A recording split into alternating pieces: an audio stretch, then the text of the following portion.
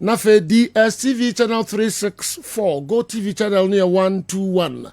Emre asai asubiom ene eye juada, Enti ebe transit juada mo nim say weekend no ensema hodo esisi ye ewa godie mu nsem amanone ene efie ye bobo ni nyina no nkrankra na de ebro sa dwumadi eso Otianka live or Kessben 92.9 Accra. Sounds on the DSTV channel 364. Go TV channel no ye 121. Emrason. Money and track of say Donko Bebo. Breaking news, the page mo na almost translate the omo abrayen 05515999933 05515999933 and no WhatsApp line messages bit me afaso abrayen 0244263902 0244263902 and also WhatsApp video line which me the messages afaso abrayen and renaso yemeko Tony Montana ho na yahwe nsema hodo ekoso ewo amanoni Australian Open no aba ewiye Jacksina sina okay emun sensem emade no say na ekokosi ye we ni other story Tony abobo no de brain league matches hodo ekoso ewo Europe ene miamia hodo pi incident a esisi mu ni nyina Tony eyi major ones no e de brain and sana transfer stories ni ade na odina ka ho awuram at the club news awdo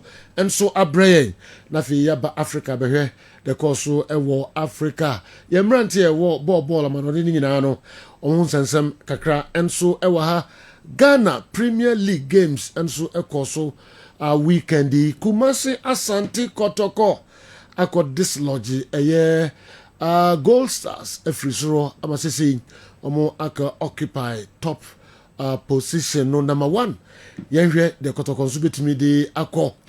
All right, we any other results any major incidents this year GPL no mu yabobo no krankra enso the Bremo money entry father be ka ho na bibia enso NCP Montana de Tony Godfather hi voice no me struggle ba omo bu akra oh yem fa na sai emuye eteme me daro emuye pa we de me dan me dan kala and brother kala pro max ba refi du Ghana hey kala mane na kala na emeni me dan meni no kasa obi antene nyonko de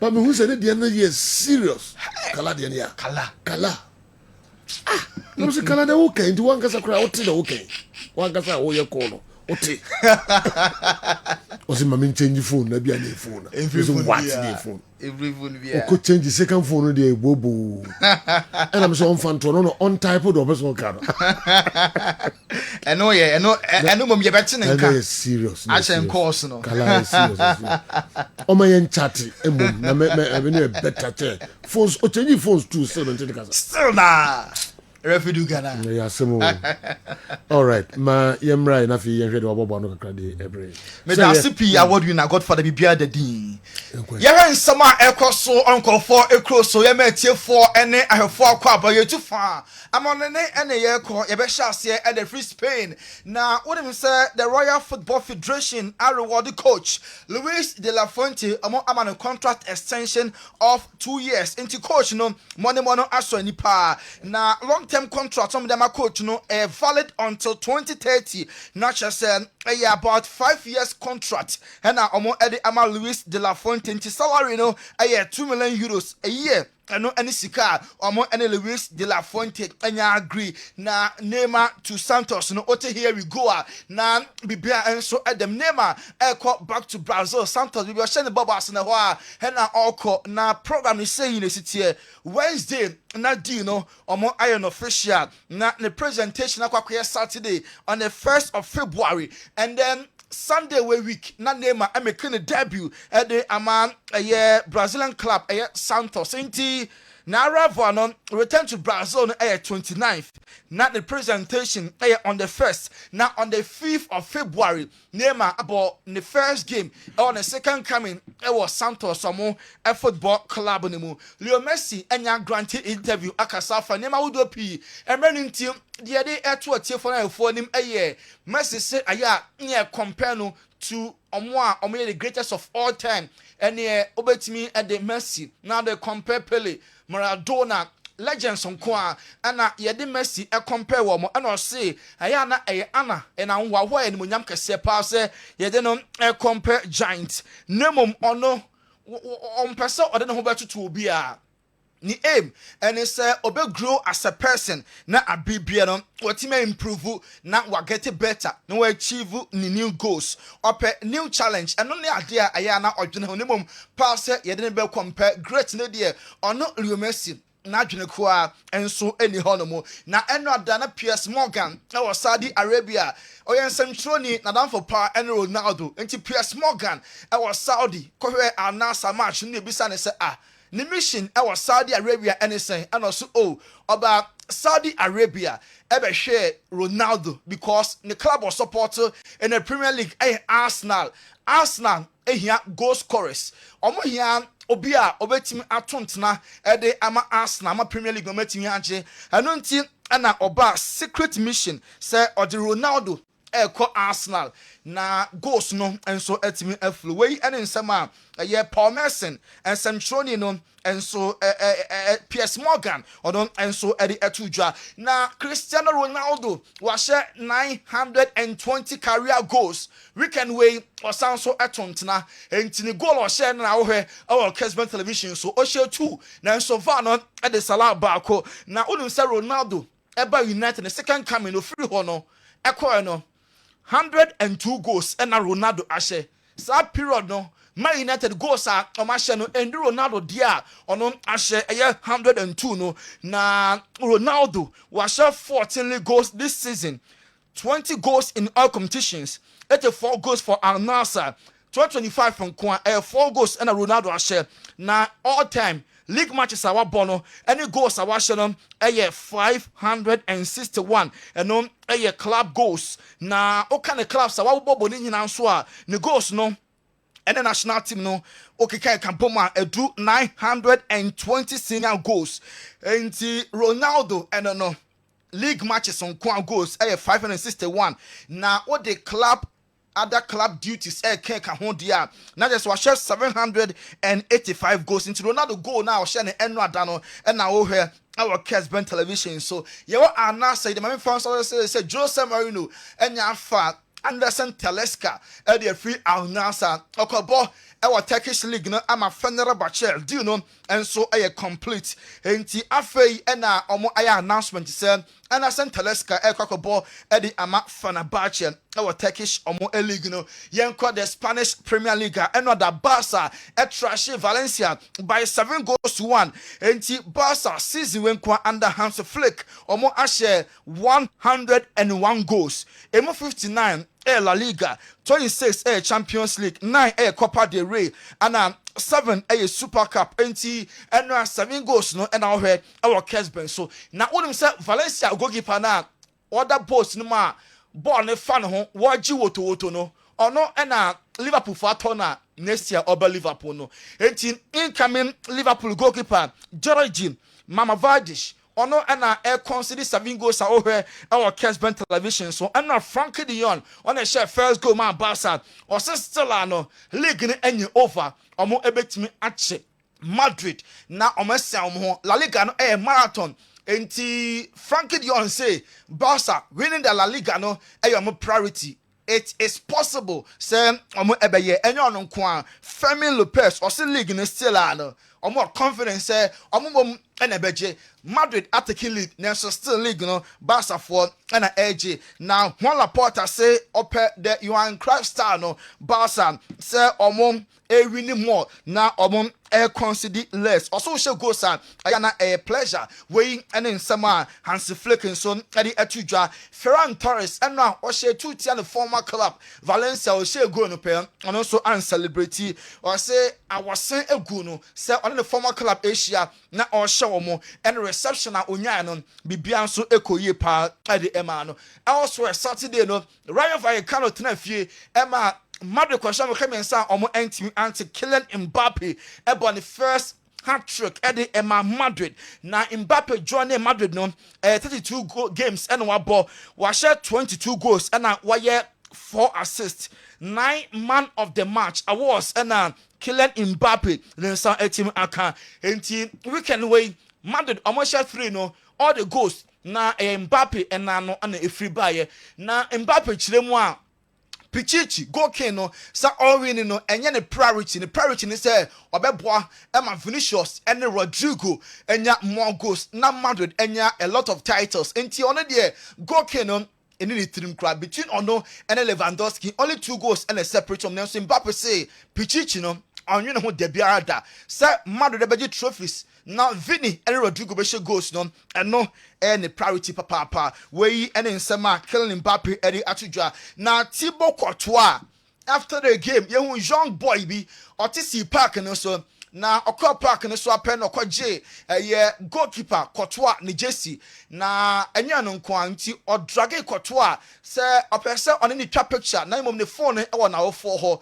e na Courtois be san se o parents e won and I watch the woman. Timam Kessben television, no small boy no, or call park and no, or just new no, now or suddenly call the parents saw a quick picture said here, oh here, our Kessben television. So young called the Premier League and United Kwasaka Fulham and to me anti Lisandro Martinez, a car 12 minutes, I'm upon game no, and or share the only goaler, Man United, any other 3 maximum points away. Now United and win no. About very late 1-0 and now omo share Amad Diallo share second goal now so Vanon the Salah are going because na offside in so now after the game goal scorer Lisandro Martinez Akasai said the Niaji say United after the 3 maximum points away. Especially winning of this way, no, fighting until the end, until the last second. I saw a really good connection with the team, in every player, especially the players also in the bench. I'm so happy for this victory, yes. That connection that you mentioned there, we've seen it even in the celebrations of that terrific goal that you scored there. How much does that passion do for you and the rest of the squad? When you score and when you win, the emotions and the passion is so big, no? Especially the celebrating with the fans. It's incredible their support and yeah, they deserve this win. Now you all really gave everything. You can physically see that you're all pretty tired after that because you gave absolutely everything. How important is it to have that work rate for all the future games? In this league, Lisandro Martinez, my United defender, and rather make a difference. Go on a PM on the share, and I don't send we Eddie Air to Jar. Now, Onana ya Debi, United, and your free kick, Bruno Babebono, now Onana free the goalkeeping post, and the goal post mono, none free or cry about touch like her. I say, echo. Corner kick side hono wabegina ho ana all my instructions into onana enra free the goal post no more and wabegina baby na all my instructions into enra wa touch line ho onana free the goal post so hono wabegina odi nkomo into said the mo he our Kessben television so onana and appear free the goal post no more wabegina nchen no game no United enya free kick oka ho bio and wabegina nchen a o issue instructions say Bruno Mbonfa side bia no o kire no onana after the game and also Ekasai. Especially the way we won, we didn't create so many chances, but the most important thing in the end of the day is to win, and it's what we did. We show a lot of character, determination, patience, and yeah, I'm proud of the guy, and this is the way. Everyone helped out at every single moment. We even seen you at one point to help with set pieces, running up halfway up the pitch just to help your team. It shows that you all want to get that result, doesn't it? 100%. We are in this together. Like I always say, we win together, we lose together. Bad moment will come, good moment will come. So we have to stick together. Doesn't matter what happens. When you get results like this in this fashion, how important is it to keep that? Always, they have to stick together. I don't think the man in the goal line, Ebe drew almost center of the pitch. Now always instructions at the Ama and the teammates. And United legend Edwin van der Sar, or your former Fulham goalkeeper. What that goes from United paying. And both teams was see a kind of momo and rather now Van der Sar so our stadium honoma or don't so reception in na any easy United players ni pina eban ho Lisandro Martinez any Onana omunyina no eba Edwin Van der Sar honum and retired goalkeeper no ebedin komo enra na game no ekoye pa de Emma United. Ruben Amorim ochirechemu dientia Marcus Rashford oni squad ni mu. Ose Rashford onya available. Ne mwade mwa no endrum pempen so a also use no. Obe prefer so this can go keeper be mu chance or the player onya Wallen e be si akan Emma United. It's always the same reason. So what is that reason? The reason is the training, the way I see what a footballer should do in training, in life, and is every day.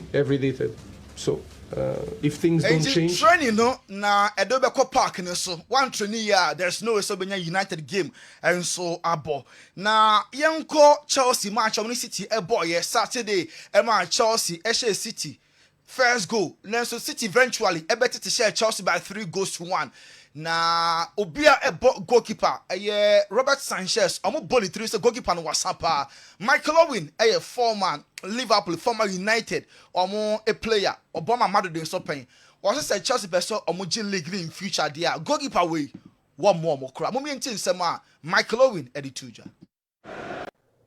Well, Chelsea have been doing well this season. It's a team game. He has made mistakes, a couple in the last games, but you know they were in the Champions League places before today, and they're only just out of them now. I don't know. It might be a position that he's looking at in the future, thinking maybe I need to change. For now, you know what's behind him. Is that good enough? They've chopped and changed the goalkeepers quite a bit at the moment. Arrizabalaga out on loan at Bournemouth, doing particularly well. So I don't know. It's a tough one to call. It's manager's preference, really. But it might be a position if they want to win the league, which they obviously do in the future. Sa goalkeeping position no, omo nti omo ne hwe ho na omo ehwe ne ye. Claude Makelele nso enra na oye pandit ose Chelsea omo hia shot obi a te se ono obama Chelsea ne mfimfin adwuma no obi obe sai ho Chelsea enibi Makelele kasai. Yeah, I think they do a lot of mistakes today defensively. The positions, the way Michael said, Chalobah needs to say with the central protect the one-on-one. I think they lose is about their own mistake. They can do better today, I'm sure. Okay. Yeah, I think Chelsea do a good job with all these young boys. Way Claude Makelele, former player, Emma Chelsea, and what's in Kano, Yanko, Liverpool and Ipswich. Liverpool winning by 4-1. Cody Gakpo, Otuntanam, after the game. Cody didn't seem to just in the Ninja passer or she goes or Anfield. 84 Liverpool actually league in still no. I'm a dream and it's on Beji. Yeah, I really do love it. It's amazing scoring in front of the fans, but most important was the win today. So yeah, very happy. Just talking about your 2 goals, talk to me about that Trent Alexander-Arnold ball into you, because it must be a dream getting onto the end of balls like that. Yeah, I think everybody knows his quality. He showed it a lot as well this Liverpool season. Player and I would say now in the life all Kessben. So Arsenal shall come back 1-1 rest anti game so new. Na at a point na Arsenal numerical disadvantage omo the red card red card no ehon SMP Ricardo Calafiori na a free bench ebe share side decisive goal no enti sa corner kick na Arsenal fo nya nkwa kwahye no counter attack na Lewis Skelly koye foul na boy ya ohi e wo Kessben so yellow card and I say red card referee Michael Oliver death threats na kono so I'm a Premier League na issue statements say omota na chi enti maybe a boy a dream Lewis Kelly ne foul yi ono no stop counter attack and a referee man is straight red na Kofo kan say mpi say boy and say red in right to say adent na advantage to say referee decision no stay odwene ho a ono enso enti ase Tottenham Hotspur omo fans no enra Daniel Levy omo fan ho anche no kra almost 24 years Wapamo 16 managers, waji only 1 trophy. Emenason saw some change. Ironically, when him say 3 managers are Tottenham Pamo before this coach, you know, omo ya de Pamo various leagues. Na uko Italia, Antonio Conte, Spurs are Pamo the pen. On the dash road, uko Tekia Marino, other second, and I'm not young first at that third or Premier League, you know. Na Nuno Espirito, so Spurs a jane kwine. Omo former managers nina no. boy juma pa god for other roman ko focus on sem no we eso ana yegina na ye de asi e wo hanom okay yegina so de asi na fe ya dan ho abakakra bi mi kofa nkrato kakra free ye Dawood Herbal na so ye na me bape na me de aka nyina no e ba beto amoso Dawood Herbal enuanom ne adofo ye frɛ me Dr. Dawood me na me da Dawood Herbal Hospital ano na enam me so ena ne Dawood ointment Dawood 360 capsules wodwa man so a ene obi adi hu adanse na du wei edutwem Dawood ointment o se fatwi na ebeko ofa Dawood 360 capsules o se sisi na ade ewom na dro mienu wei e adwuma bom obi a osisi ye o yapa de obeye ne se wo de Dawood ointment no etwitwi osisi na anopa ene anwumre a nansa bia no na wo de bia bo asawa obetimi de atua udware wi a fa Dawood ointment wo de te ne fa sra ta bre kro na no na wonom Dawood 360 capsules no anopa ene anwumre na danse na ba amane wo de enko na enko ti adanse ni bi Dawood ointment edrowe me straighten and welding the toda me po djuma na me honam nyina me ye me hu bibi enye ba se minya sa Dawood ointment we na me twitwi a na no pa so minya Dawood 360 na me no mo a ese kwa le me ye adwuma kra se kane no te drowe de edima se mama no be di so asema mama ye electrician na ye adwuma ekofia ye ntimi na Dawood ointment so ye adwuma na obra okodru fia fa twitwi ade be che no na wo hwa den Dawood ointment fa twi keke na ebeko ruwa mi yusu mama ahode pa mama mitimi bo adwuma bibi e kama e mama ye Dawood 360 capsules and Dawood ointment o memre we no na do we no twitwi wa aposo e be ma ya oni nyina afiri o ma de che otimi be bo adwuma Dawood ointment fa twi na ebeko da bia amafo company da wo ka mu sa ko spreader mi secret na nu ani e bugdo na ani Dawood ointment ene papa mi sori anopa mi di twitwi mi sisi achi me babia he me ntebre secret ni nie ti so be so at samia we use Dawood ointment that's the secret of my taxi driving me a transmission gearbox specialist adwuma me ye en kan na me pega ade a na me nsakura ntimi pega and asa me ma ade so na lock me sisi ti say fi se me share Dawood 360 capsules and Dawood ointment abo me bebre the dry you na so amente ya mente bla bia obia mo modern so betimi apɛ Dawood ointment and Dawood 360 capsules enya biato odofo se wate bi aduro ya me ka ho asɛm no eno ho adanse ene wonom adi no ko pharmacy e ben wo herbal shop e ben wo ne koto Dawood ointment Dawood 360 capsules na se de enkrofo di ho adanse no wo so be di ho adanse wo pesa wo frɛ ya eno na wo screen as no 0244 88 64 37 na 020 168 1717 baby a yeton aduro wo man Ghana mu bia no o de wura house pe Dawood ointment and Dawood 360 capsules enuanom ne adofo yo ya mamu nyina kwa babiom ade aba midfield action Kessben television afi bebie eye amanone nsam no emu kakra 0551599933 unfa mo messages no emra na fe yenkinkan mamu ye be akop centers no enyina nya ko hede sisi ho and now the message about him say Monday no ye capture a lot amanone ani efie ntino wa yentiem dem amayen na fe yetimi ahwe miamia hodo enso bebrebe and league matches out okoso ewo amanone score line say PP free mu ebae ene de pese twetwe ho enkomo nyina ba abula di asem anapai je wonu say no ni je kase pa na aba sese wo mfi abuchira ba kotoko desi aba foforo ne friend THB ese utobi colors ni nyina yeah na de kwa manone Yeah, that sana me and we cry me back last 2 years na me to the koye. Okay. And no na stadium me nya me size no. Nti me no makasa ba actually me hwe kwa me fa so me nya kala sin na dia ko. Yes, na dia ko. Because of we hear sese kotoko e kwa na ye nam so e ni je kese asem kwa na ye nam so no am ko hwe perform kotoko perform mo ball no. No mo performance no through too. Encourage you too much. No ni je ho pa. It was too good. No am not game my ball. No am game my win. Both teams ni ya de ba. Now me feel say kotoko mo kwa ko hwie ni na kika on true stories are yetete ba. I think ball na mo boy no and deserve fans na ye de call park no so. Nti I see kotoko supporters no ye twa ye ni hwe Kumasi Sports Stadium kakra na ye ma ya attendance no kosro na ye ko encourage ball no especially captain no Joe and no me hu ball and coach no I mean kohwe the matches that ba no me call ye match our boy no from 1 to 11 boys na me na me Dr. Prosper Ogum. Yeah, but not people I'm for complaining say your last match I bought before yesterday no performance no was so check but a strategy. Yeah. What you say and the coach Nuru on the coach former Kotoko player and the coach start team. So I was so impressed. So me catch Kotoko supporters say we should wake up. And no I mean loving senior Ali Mardona ye didn't come kakra.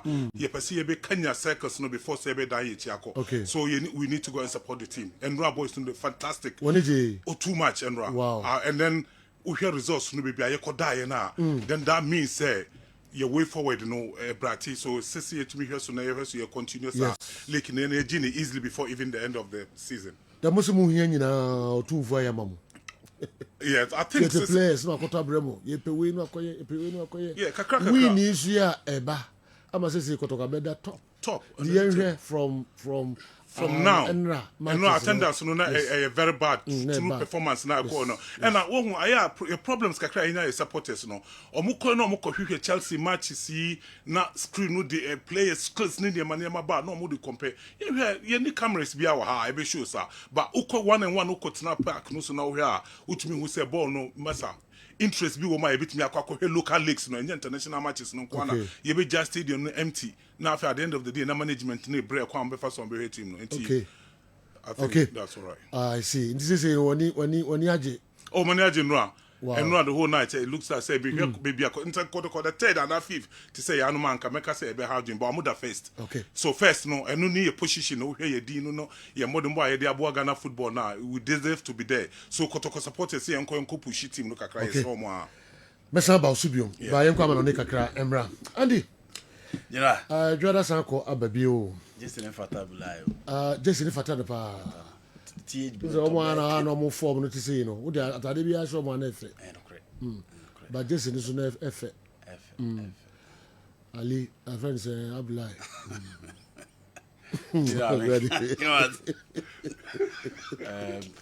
you know me nko ana bi say you nko but me say me twa so kwa for sim Abulai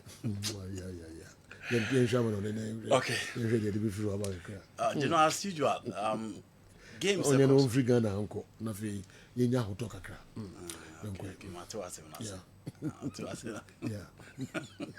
wajin group mfu aboso wajin group mfu aboso this week or the next week okra me am missing pam na concrete na sisi kra say but ma for flight wa ya na obi am happy me so wo penta no so yenya enough of you this akunchi Sergio enko yenhwe games about so this weekend Saturday Sunday you know I started from the Spanish La Liga now of the weekend Real Madrid and Barcelona you know compete for the title no ebo against the two teams almost Spanish La Liga no more the ball fempa the last but one and the last team no money ni siakan now Real Madrid copy mo Jose Zorrilla Stadium against a team anyone could inform more throughout now it was a game the Madrid for na in recent times and a choir of Mafaso a raise you or more the ball in terms of goal scoring now we expect it against a side that omobody won so bebrebe and me can has a game na be cost no there also be am na ni ko how the likes of Lucas Rosa Lucas Perez obi etise Torre and then Abranti FN Javi Sanchez a come be first was stop the front line of Madrid team no but unfortunately you know Oman team and stop and Madrid team how Rodrigo Jude Bellingham Kylian Mbappe in the absence of Vini no how almost combine ya omo the balls ne to atrem Mbappe first go no look at the second as well she penalty no nya no na hwe kon ofa so the ball no to atrem nti game a Madrid for omo amre so omo betim the ball na to atena because in some games ni bo open who so almost struggles e wo mu set ni mo the ball from there but this time omo timi anya the balance na obi e ka se omo mesiden so hwe Juda in the last 5 games for Real Madrid Juda free left ho waba the usual central position no obi anim se eno na Jude bono and eno ne ade a all rotating mid under Carlo Ancelotti this time and said you Kylian Mbappe light the night no obi ahu se Mbappe form no see na ye check and the buyer na all struggler no unya confidence no and he clearly won the day for Real Madrid. Barcelona on the other hand na ye din komo na ye ka se Valencia fo nko ye no makobo Gary Neville din but Gary Neville free hoko ya che after Gary Neville ma appointi coach ti bebrebe e dia ba bedu omo former player e ya Abrante fe no Robin Baraha Pasejo Peter Lemi pompe sika into the team se players ne bi san so a no say ja kwa amomko into Valencia femo kwa na sejo eko and in the game against Barcelona no be any say ohwa hoden omo de ball against Madrid with a new rivalry team about the Spanish La Liga ma no be any say omo be give Barcelona a good run for their money Pasejo enye sa ne kokosi ye enra ohun say Barcelona team no they were too tough they were unreal they were unplayable. Now playing against Valencia no the number of goals omudi go omatenem na different scorers omudi buy Lewandowski for a long time ya bonachia Ferran Torres nyane fair share Fermin Lopez Rafinha and all the guys Barcelona a resounding victory and in the last 2 games she gave omukobo ya against Benfica she go to do Barcelona and she said against Valencia no she goes to do match on a good day. The Barcelona team look unplayable, especially against the big teams. And this is in Russia. Apart from Atletico Madrid, the Omulusu to ATM, no, said you all the big games, Barcelona team bomodeno. Against Valencia, Roma almost 7. Omo Bayern 4. Omo Madrid 9 in 2 games. And you know, I share Koya, Omo Faso, Ede Sevilla, and so etime Faso. Inti Hansi Flick team na Juma na kabidia because the pace Madrid the day corner no say, but Barcelona team do on a good day look unplayable. Antonio Conte gusu eye adwuma na o kire why ni modebo so ani na a game against Juventus when ya shoot especially on defensive backline no say the city but playing against Napoli now she Napoli so big game some about this season she come omo fa to Atlanta in Bergamo and against a defensive lion na no nyechi bebrebe no ewo musa randa Colomwani on making a derby in the Italian Serie A benya go edimatima your friend Juve but you know look at the comeback from Andriy Zambu Agiza and who else again it is Romelu Lukaku and a onya penalty ultimately share by 2-1 Conte team now we say the pace Inter Milan de banana washe and it's all person oko wani mudia then the big games no games also team man but the boss and you know team win by 2-1 against the old ladies of Italian football. Where a goal not from Randall Colomwani, the first game for Juventus and Unyan first goal no. But I need enough omo ebetimi at the at shitty my friend in Napoli. For AC Milan, you can only praise them for the comeback because against Parma in the last 10 minutes of the game, no beer himself Merana Lusu. But look at the comeback Omunyaye. Abraham Modebe share by 3-2 and look at the last goal from A.S. Samuel Chukwueze. And Milan, not a difficult game for them, but the Omwa game no be difficult. But yeah, no dear. Now say at least if there was anything to carry the day, it should be AC Milan and said you Milan won by 3-2 and she will be to take Christian Pulisic. You know, he's one player who is performing very well in the Italian Serie A this time. English guys now you know bia and for me, if there is one player apart from Rafaelio Yebeka in the Serie A no na ya Bonabaswa, I think that Christian Pulisic deserves that kind of accolade. Sejo to the Premier League. As usual, Chelsea and Manchester City game ne baso. Now after game no ote ensema bibiri eka. Robert Sanchez and Yane dear, Claude McLean, former players in Muhia Shield. Obiso Kasam attack near very weak. Chelsea, a story in general, a story at the BIA carry. Nansemana Yakana department, football, man, I say areas, football, mono, and yet this here Chelsea. Department be important, but your department be over Genoa.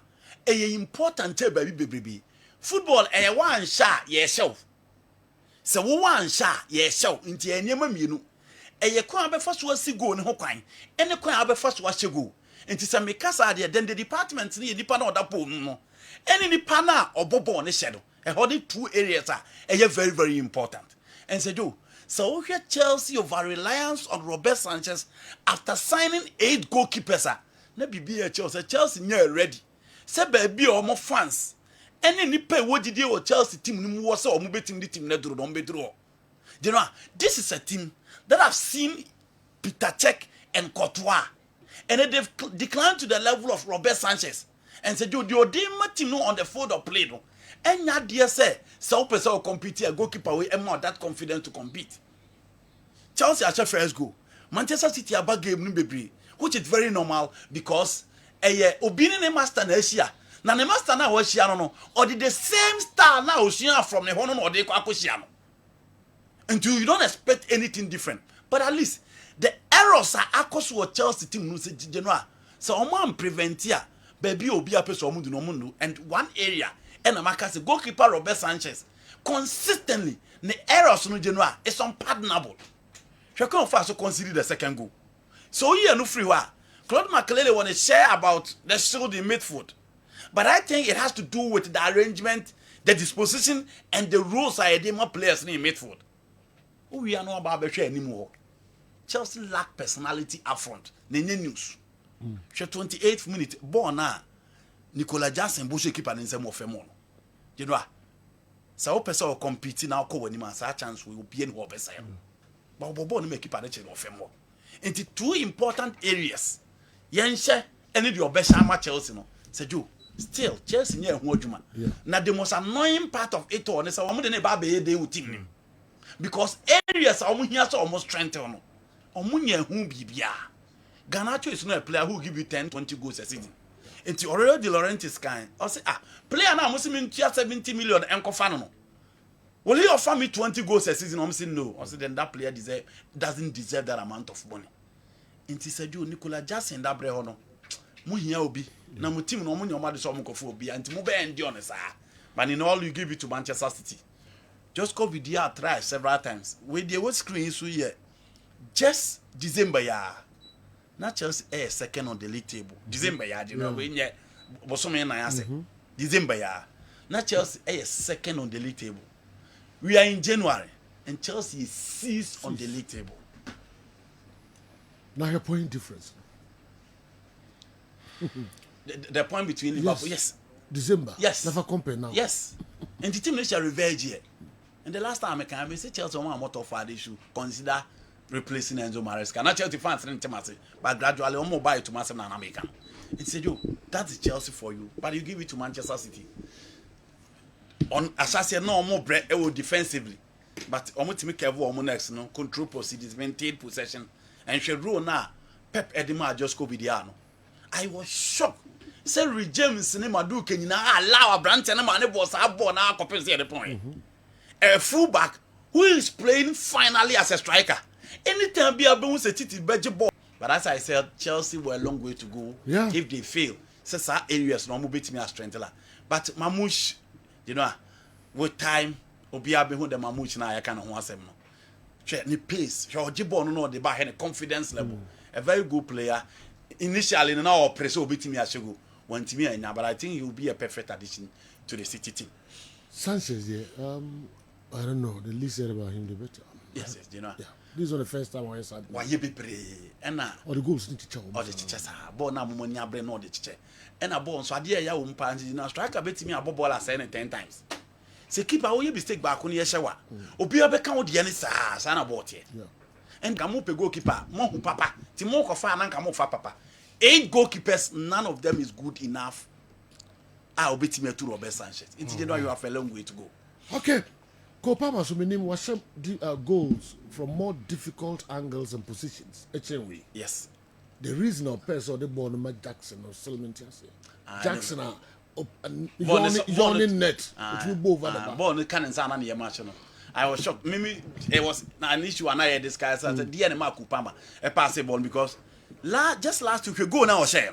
The offensive and I. Yes. More difficult positions. You know, one thing about Kopama is that upon all the noise about him, he's struggling big games. He drew big games now this season here no untimemo. It was a day I think it's a Chelsea attack now. Jadon Sancho there, he only comes good when the team is playing well. Well, we name are not here. So team nim ko now expect Sancho near Bibia, unya from him. That is how he is. Now Arsenal, ebo against Wolves. The mentality Arsenal they bought against Wolves na ni ade aya na mpempi ni per expect say Arsenal e bedanadi. A 42nd red card to Lewis Kelly. No be him say team a friend Wolverhampton e be ku Arsenal. But you know they hold it to their fault. They played very well, they were composed, and almost tried to win their first goal until John Gomez ever binya red card. Until Arsenal so ya bo mechi ade, but at least almost back second no, so you almost so at least obo betimi stay or Liverpool there, you find it very difficult to stop them. Looking at the number of goals and the firepower and the options they have in attack. But Arsenal for me they did well against Wolves. Wolves native and anybody but so any. But so you to get a red card. Now Bebo to that level before John Gomez so directly get other titles because they be a team ni pabako a different players any team they want to attend them. The same thing applies to Liverpool and almost prevent eventually almost etimi eswa goals egomu. Manchester United yesterday you know it was a game and then Jeffrey omunsem but United that character because ball and then full am born the first half no. The question I was asking myself and I said Man United and Casada Bay and Omo betimi enya players here. Born Omo bombe imposed to opponents or me a big team that them. But in some games, Unyanity said the opener because in the first half it was Fulham, Sasa Lukic, and then Serge Berge controlled everything. Bruno was a bit struggling in the central midfield position. Ugarte was okay, but in the final third, one and a bit me Miki Amen Sanodiama. But in all you give it to Lisandro Martinez. Since a coach your friend Ruben Amorim by on so ade ba call dia kan game no say oba nanimu a otimi the ball to atena na otimi ya assist and he realized that Ben Leno in a good position and you know ball na otimi the ball to atena in the final minute no be any say full and better can because ball na mo ball nehu but the small boy from Manchester try come fast yi ball in free line so na Genoa she United the kwan come fast so enya second goal from Amad Diallo. It is Sergio. That is it for the weekend. Okay. And I think United did very well. So maybe I'll answer question. I'm not about to cry in CC. I'm a patrol land this service town anyway. Andy Kem wrote on his Facebook that he's gradually giving up on Hansi Flick. I want to know if he's still giving up or has changed his mind. Relation to Manchester United and for Coach Ouattara of Accra Hatchfolk, I will still say he's not a good coach. Patrol land service town. They would Abraham and so I don't know. Hansi Flick. Now you see gradually. Who giving up on you? Sorry. Still I don't know. Valencia League na yebon na money last but one. Okay. League na yebon. Tu se na onye. David. Mameni Dr. Edmonatha eni nkomo kakra. Me ba afi Dr. Franco Daro and so ewa ha ye ne no ebetwetwe nkomo na fe ye wura other areas. Na ye de ho nkomo twetwe nyina enso Abramo Awa Mohammed enso ewa ha nti ono so ye ne no ebedi nkomo Ghana players omo ebo ewo amanone awa megidi pa se wo omo nsempi enso ewa ha plus nsema udi free Africa enso bebre awa yes se wo omo yes for the first time Enesua match in the league go this season. Okay. And Enesua for Olympic Lyonnais so Sergio Koba Ebehem and Antoine Semenyo Sergio position ni performance no kire no kire. Okay. He was on target. The big count. Yeah. He was on target. And said, yo, Nottingham Forest na Bournemouth show 5. Yeah. Result no a very interesting kakra. Where Juma Nottingham Forest wo league no na Bournemouth achina 5. Antoine Semenyo was on target. And of course, Ransford Yeboah scored a fantastic killer. Said you Ukoba be. Yes. Yeah. Goes in the yes. Yeah, that's it. Yes. And of course, said you and AFCON draw. Yeah. Okay. And then Yumrei, Ewo Theatre Mohammed V in Rabat.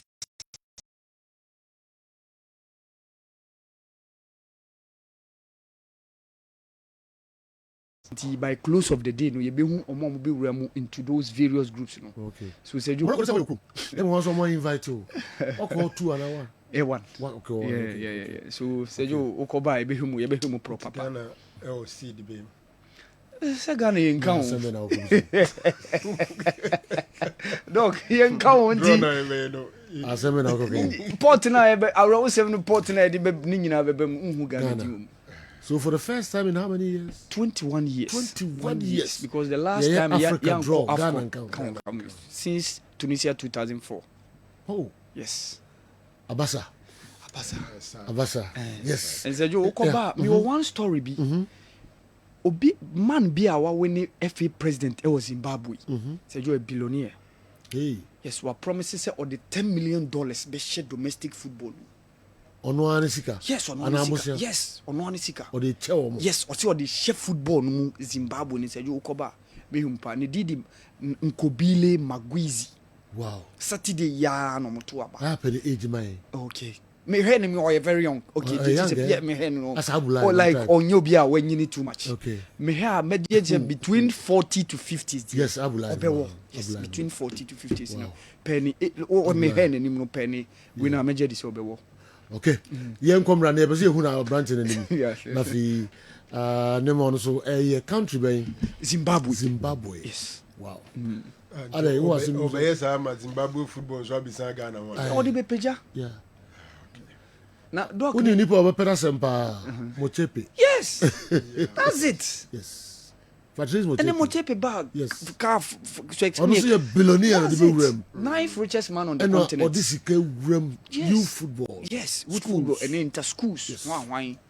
And then she CAF Champions League said you near about prelims near $50,000. Wow. Before say obe room crowd. Need this kind of amount. Need this kind of amount. And that's some good crowd. That's the reason why we need this kind of people. I see Zimbabwe to Ghana an hour. Yeah. Na boy. Yeah, my football na nya kono. Na nkampese ye businessmen. But they say they are willing to invest. Okay. But ye nya de money nya kono. Okay. So imagine say ye businessmen obi ade ni sika ure football. No nya so faswa. Companies no ka ho. I'm a fight down to say it is frustrating investing in Ghana football. Chelsea president. So what about the companies? Companies now mo jiji sika. They individual. No, but Abdullah ni o kanu eno anu company be be ma. Just say why you football ni ye. We say SIM card MTN and other companies sika o mo ji no Ghana. I want to say yes, we need to give them reason to invest. Companies do not invest their money in sponsorship as philanthropic gesture. No, it's not. They are not philanthropists. Omo mfa mehim se omo no omo pese omo ya adoye no mo enya adoye asem o de ba o pese ohun so di shemu a obenya bibia na so wan fa shemu a obede enya bibia firi Dr. Frank patronage obede se omo discount ba enya na de kwa koto place no mo enya bibia firi omo first kana mama yanko koto place afa nko bo African matches na ebede wa be company kakra ho let's sponsorship makoto kwa the sponsorship of Kotoko we served them before we served the companies before ma o mark ni me wa betu ma dublo na fi ya ide be se ye uti UK say the men wa ko hebo ho krada UK yes I have a membership Chelsea in every season. Okoshe matches. Yes. Sir. Yes. I have my membership ticket, my membership card all the time. Okay. But that time maybe I was on your time. Yeah, me net time, but not all the time. My membership name your season ticket or every year. Where they 9 matches. Any year. Mo fan to so many. Yeah, mo fan to so mano. Come on, me jid fama no fan to so mano no here. O camera no control camera no. Okay. Ticket in any. Ticket in any. Membership ticket, yeah. Ticket membership. Wow. Chelsea. And Dean Abdullah Omar. Okay. Yes. Wow. And so when I ever see ADB by higher supporters, it is just a month to be an omujuska. Yeah, month to be omujuska. But what I do is £590, 9 matches a season. So Chelsea bought Champions League. I go 2 matches home, Champions League, and 1 match away matches. Okay. And then maybe 3 or 4 matches home, and then 2 away matches. The ultimate way no. Yeah, the meeting here about how many matches home league? League 4 matches. 4 matches. Yes. Okay. And sometimes they choose the big teams like Liverpool, Man United too, and then the last one maybe normally full up. What's this can you say? £590 a year. A year. Yeah. £590 a year. Yes. Kotokode Okrumano, uka ho, you remember? So yeah, Betibi. No, yes, of course. Asante Kotokode na wa hano, friends Fabu census. Fabu census. But I'm telling you today, say, Abia Enura na miti say kra Kotokode your card ya raising fast. I didn't know about it. Because of advertising is here. Inti say afi na ye bam. Abe advertising. And before so be call Fabu census no. Yeah. Yeah, na year bia no say. Na me ko hu nra no there. I'm more convinced say metimi atu eska bia e dia support Kotoko say metimi akoye. Okay, inti Fabu census register 10. Na Kotoko supporters no omo ayibi. Why Chelsea dia ibma Asante Kotoko so. Ye ba sisi a na ye ne wa beto program no. Eso Monfa the voice no and Chemebe Kessben television. Ebeba. Dr. Edmonatha, Balm of Gilead. Doc Akwaba. Yo. Pacho say ye. Pacho nyame adom me ho ye pa na nso e. Nako adom me so me ho ye pa. Kessben Media, Balm of Gilead. Vinegar tournament na ekoso ewo Kunadu Adom Asante Newtown no. Aba awieye enra na yenya so na omo agi trophy no. Doc umfoni na mra after game no. After first game na wiare de no. And I want for capture wo na you see chance bia o say no wo ewo Kunadu Adom Park no so awia na main game ni nyama so na minima de mo doctor chance no say no ma me hwe kakra but you know all in all we pass patron yeah all in all there with you all in all I was so impressed. Yeah.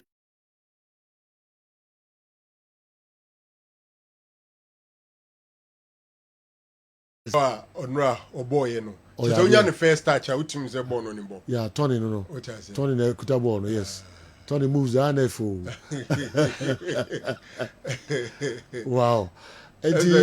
Doc ne running na. O say. Na mo for kan one for ball abaso pa. Say ball na oboye no. Say doctor kan no. Na on kasakwa.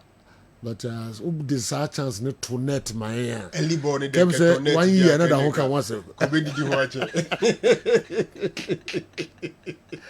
When the young Kasaka cried, drew her. Oh, Tony, what man is that? Oh, they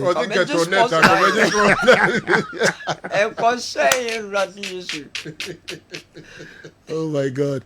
I remember local songs so maybe the game no coin in the match final game no. In the same be ebeba. But a crabby on the course and rano. Wow, impressive. You know, to say. You say you, but you that's it. The kind of Yadamia Sepa and what TV Mumai from the one you can say organizers and with Timmy collaborate here, HME are successful. And in fact, who dreaming. Wow. Because now that was the first time I matched that full-time match. Okay. Okay. And it was so excellent. Afternoon, you know, will be a display in the talent. And mommy who say, and near my ha. Okay. Say, Name ya dompa na ye koswa to so abwa. Bema ye nyanko for be ma omo premier legs in the Ghana and Casa. About penalties no na almost no yeah. Manager pa manager nti ye strenya me said this year no November 1 no bebo no. Na me be ya dom na yetimi enya sponsorship. Next one year November. Yeah, November. Ye pese fasa akonya isunsu na ye share omo tie individuals ne inimako say omo be so asene a they will never regret. Na ko see say avenue vinegar you display you know you say sure after that you be pushing for about so about the manager kama pa nra patronage ne nyasem keto akra nipa be push ho na oh fata ye kama. Wow, serious. Eba local source. Me say ba local match be say ya for basa. Yeah. na onim da. Okay. Yeah. Na minimum da. And attendance in the normal capacity and was so. Now from quarterfinals, it was around that. Okay. Attendance na bibia. Okay. And now so now police presence no you must see. Yeah. Yes. If you ba discuss ni nyina na ye ni agise also we impressed. The course no so nyina. All right. Ma ye ni nkomo kakrai Balm of Gilead. Then are they brain and they are not playing. Yo, say you me that say. The kind of ya the yamia sise o dey run out fufu mu. Ya be dey na ya ba say apom dey hon komo na ye dey ba. Voice ne dey any ya be stopping no. Okay. Can get bad crowd. Some 9 therapy bi a me ma obi da. Okay. And a different one. Okay. Ke we me promise so say me dey be ma. Mati do. Me da se pa. Voice ni adaji unza. Na the kind I was say a mema eti e hye no so ne say ye the new product bi aba. Okay. Ye the new product bi aba. Okay. In fact ye nonom na a mema ne e ma mo tie ye pese ye hye mo nkran pa say e product a FDA ajatum. Okay. Any side effects organic natural energy level koso offer ba ne as a tia just 3 days. Okay. Na enuru be 12 na are ready. Okay. Na mo frɛ a baby a mo be frɛ ye bia no ye be ma mo nsa ka bi o combine with strong man upspare mo a say do ebetija nti mama yenyen ready na 12 free kwei. Wow. In fact free chine kon fire nko a asomasi adewe me nka ho asem sa say jo nso de bi man kofo bi for experiment. Yes. Na ye ka ono nso de nano atomu bi. Yeah. Because ade say eye adwuma na mpemfo de ya no tumu a no won say eye no kore true do ne ye ka ho asem no. Nti etiefo ne ahwefo mo nya ready for that. Say jo ya be die na di kan say ye be ma ye kitchen aye ye pharmacy. Ye kitchen ho be ye pharmacy a ahombrase mu a e wo say ye detoxification exercise. Other so be use charcoal powder and I say broken pieces of charcoal. Kube huno a ye tugu ene abrodu a sebi ye tugu no. Wo ye ne charcoal ana bidie na okoto fruit ne vegetables a obetimi e de unuane no egum ebebo modern say enyemefin a ye chemicals a ebetimi de how aba no sa charcoal no broken pieces na activated charcoal no ebeboa. But it has to go beyond that scientifically. And until the bio-gene vinegar aba say ye ifin ne niam basa ekoi ni pedwenu turu nuane a okoto nam okoto tire ho okoto fish akoko vegetables fruit a wobubi e de gu nsium obubi gu nsium be say 30 to 50 ml a wa allow no for be 15 minutes obe say ebe clean no kama the amount na wo de aye wadwuma na so waduane se na be ya haw bia enkofa ema wo de bi gu nsium nso a onom no 10 ml and 5 ml to 500 ml no na onom no ebo oni peduane pa ma ejina ne na so ewa kwan bebre so onum wedru a wakọ hospital a doctors edwato so anasa therapy bia a wakọ ayede ama ono na wo de bio so egu nsum na onom ebesiesie wo kwan bebre so ma mo pese mo stomach flat o blend popo na because of papain na a woman no with the vitamin C no we see no o the bio vinegar na egumu ebeboa ama tenderize enam a wo we amino acids no proteins no ama proper digestion articulate with the smoothie na o the bio ne be ye no o obi a o person protect o prostate o betimi aye tomato syrup with ginger syrup wafa ginger kakra tomato one amo na ye seedless where you see the film wa blend it wa sieve it with the bio vinegar gum because of say ginger no ginger or zinc esanso ewo vitamin C and listen na obefa tomatoes na ewo lycopene no with this smoothie na wa ye na wo de ewo kra kakra egum a wo de bio vinegar gum ni nnuane no na ewo tomatoes no mo no ne ginger no with the nwaninu a with the vinegar no so account e provide no ebeboa palma secure sejo ma be the education a me pese me ye pa ne se oyo ba unyinya infection time bia ne nsi ogugu basa hwe momoden se obefa clubs pepre na wode agu glass can say cup anase flax bi simu pepre be se 2 tablespoons waboboso now the hot water ego ho wasive no na wabu BOG vinegar ni bi edi agum utimi enom na isiesie onnuanu no na wo pepre no meboa utimi kwampo edi ya vaginal cleansing basa in fact eboa ma ehonom eche kama wuwia amewape nkuto kakra edi afa honom na ehonom no bibia ye kama pa sejo that very there member bibio ho a omakoye prostate specific antigen test ubisa say what check prostate that was ane but do you know something doing PSA no kwanye enough we PSA we are ye pesi hu say bia o prostate infection be say prostatitis and I say any other way obi o PSA no within 0 to 4 no na ne de no ye be 5 ha e wo 5 and I say bia wo 3 based on age no na enye alarmina ebetumi aye se enye sanity ebia o treat infection bi anase infection bi ho etumi ma PSA prostate specific antigen test no ekoso enu nti no ebasa e wo se we urine culture sensitivity anase bia syphilis VDRL anase bia obeye gono ne chlamydia mo any other test e be kire se unni infection bia eba ne sadia you can go ahead and say so no so me prostate me age 40 na so me PSA 5 dia na it mean say bibi na cost then you go ahead and do the best therapies but when your PSA we are dienka ebeboa pamo hu the exact volume or the exact size of prostate no scan imaging into ukotwa abdominal pelvic scan na eno no amo hu se wo abdominal area no se na niam atiefa eba o pelvic area no so a se na o prostate o bladder no etie efre bibi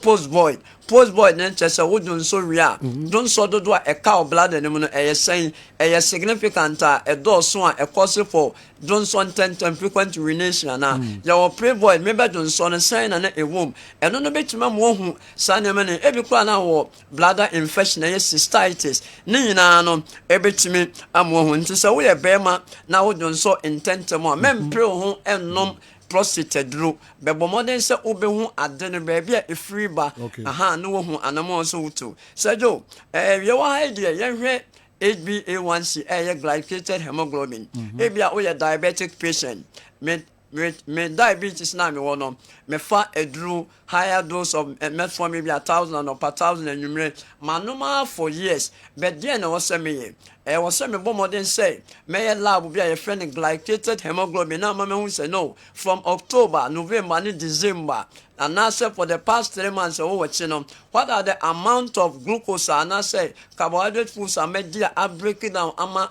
me sugar level no within 4 to 6 no say na edu and takoba so why glycated na e fall within the range now o record be 87 na e column na also who say no metformin ya me fan 1,000 doctor e was me fan 500 na no pa 500 enwumre me come anim na after 3 months masa kwaye na me so within 4 to 6 about 5 no then me fan no pa and say me fan no enwumre and to say with the lifestyle therapy no obon say one ma sugar no stabilize ya on fa dro ama enkotwa damage in terms of complication any the keke ka on ye ko dey na bia bia me pese me dey and lipid profile cholesterol test obi ho a obekwa akoye ne cholesterol ne bia ne LDL cholesterol no ene nam 4 na ne total lipids no ene nam 6 and 7 e basa wanu no no sa I'm telling you say enye duro ne to cholesterol so obi ho offer the starting group but there ba ko a e ma cholesterol koso e stress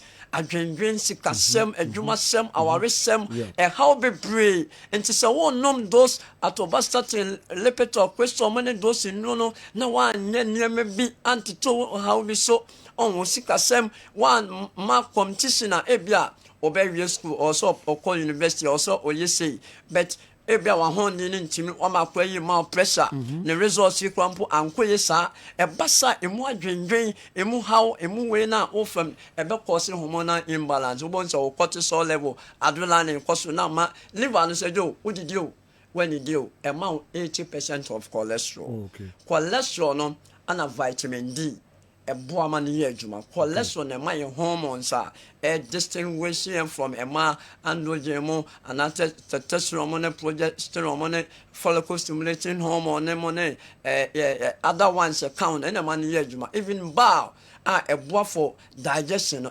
cholesterol na man adwuma eno nti se 1 to 2 adwendwen so 1 to 2 nyama ye na okasa wonu num sa ebe ha adwene nti na say ofa nkroma for apa pemu o de hot water eguso no obubi ojin vinegar egum nkroma no mucilage no ene pectin na ewom no ebe ma cholesterol level stabilize what your lifestyle o ko enim no obi say doctors are starting to no so nti oba asida house premises ha blue ana Mr. Martin omo be mo nsa ka gallon ni bi 300 cedis near the 500 ml no ba ko e de achew kwa 500 ml na nka say 40 cedis obefa 1 liter na 75 cedis oko Accra asida towers mehwe mo Accra ni na so wo awoshi so wo himfa danso man la pass ni himfa mo friend numbers na wo screen so ye be directo ye de obi ho number be ma na makwa tobi mo tamale ni nkronkro ahodo bibiri so mo frɛ ya ye be ma mo enya respected people la mo nsabiti makabi numbers no 0539 86 38 0539 86 38 and I said 0240 51 21 71 0240 51 21 71 so we are ready. The only place make us a bra na yemwa unya a half from kaho e bamom kila yo the carbon yene e ja hotel na next Kumasi and opposite Accra West Legon pe and you ni baby aso West Legon takwade anaji choice smart and the trust said oh yene confanachi for any sister station na screening no KGT no and the woman na obiase and mo support kese pa modeta yechi na me sha mo bibi pa that's pa doc o kasa dem say o kan cortisol level abulai bad num I don't know oti UK oti cortisol level wa ba num I don't know there 2 seconds be catch mani who say cortisol level no and yet the I don't know oti approach what's going on abulai Madam Kakuma can you cry my woman? Who doesn't come routine out? No, that be but man, where they are level, man. Yeah, offer cortisol. Over the cortisol. Okay. Every day. Cortisol, marker, determines or stress level, cortisol, a stress indicator. Okay. Until if you are stress on psychological, physical, will be our medical person, which marker say, let us test your adrenaline level and I say cortisol level. Okay. So cortisol is elevated and my lipid profile no LDL cholesterol and total cholesterol because liver and cancer we do when you do about 80% cholesterol. Wow. I see. Doctor, that's it. That's education out there am I Abulai say what you want to say. Yeah, Martin wants to say. Yeah, but also the amount doctor Monasa numbers not the two Janamo frefre and my na money any and come. All right, our Mohammed Transit Sanso and a doctor Franco Naro and so Transit na ya baby and 7 muka cry at the mamo. Our Mamra home tentem na me shay. Sergio. And I wrote 7 say and Mohammed the 5th theater. Yeah. Ewa Rabat. Na Sergio a big giant edifice be hosti the group draw for AFCON 2025. I will also bless you. Na say Sergio yankan Ghana. Oh, how da hoka say. Sergio Ghana for biaka Sergio odiao. How da hoka say we. And Sergio Ghana for biaka obia diao Sergio. Okay. Because AFCON there Sergio send qualification there virtually have birthright Sergio. Yeni ho Yanka de Ohoro. Seju, enu ne mani ye ya no. Enu ne mani ye ya no. And Seju, she AFCON ase from 1957, 3 teams a chassis, about 4 teams, a bedu 6, 8, Seju, yet Tinimo Manico 12, and then of course 16. And Seju, for the first time in the 24-team AFCON or more Gadano, Seju Yankahu. Okay. Na performance no ne ekosi ne man ne koba sa ne de no bi ehu. You see coming events cast their shadows. Monsieur Beto anam from Edikan. Yeah. Yeah, Edikan who how our performance at AFCON have been. From how consistent we've been in terms of appearing at least semi-final between 2008 to 2017. And of course 2019 acquired around 16 experience. Unfortunately losing against Tunisia after post-match penalties. And of course, the last 2 AFCONs here are quite dry spell. For 2 consecutive AFCON, ya ningina yentimia win the game. And Sejo Emania ya. So Sejo, oh, heard the trajectory of how the performance no air course are. Who are ultimately say sinitiasi. Say Ababe drew mra yet me qualify. The next stage in say Bedru say yentimi qualify bium. And Sejo and only adia BC so. All right. And Morocco a hosting AFCON which was 1988. You Yentimian qualify. This time around, they are hosting it again. Yentimian San qualify. And Esabe Shia said the last time I Yentimian AFCON, the tournament was staged in the northern part of the continent, which was Tunisia. And said you and also Yentimian qualify.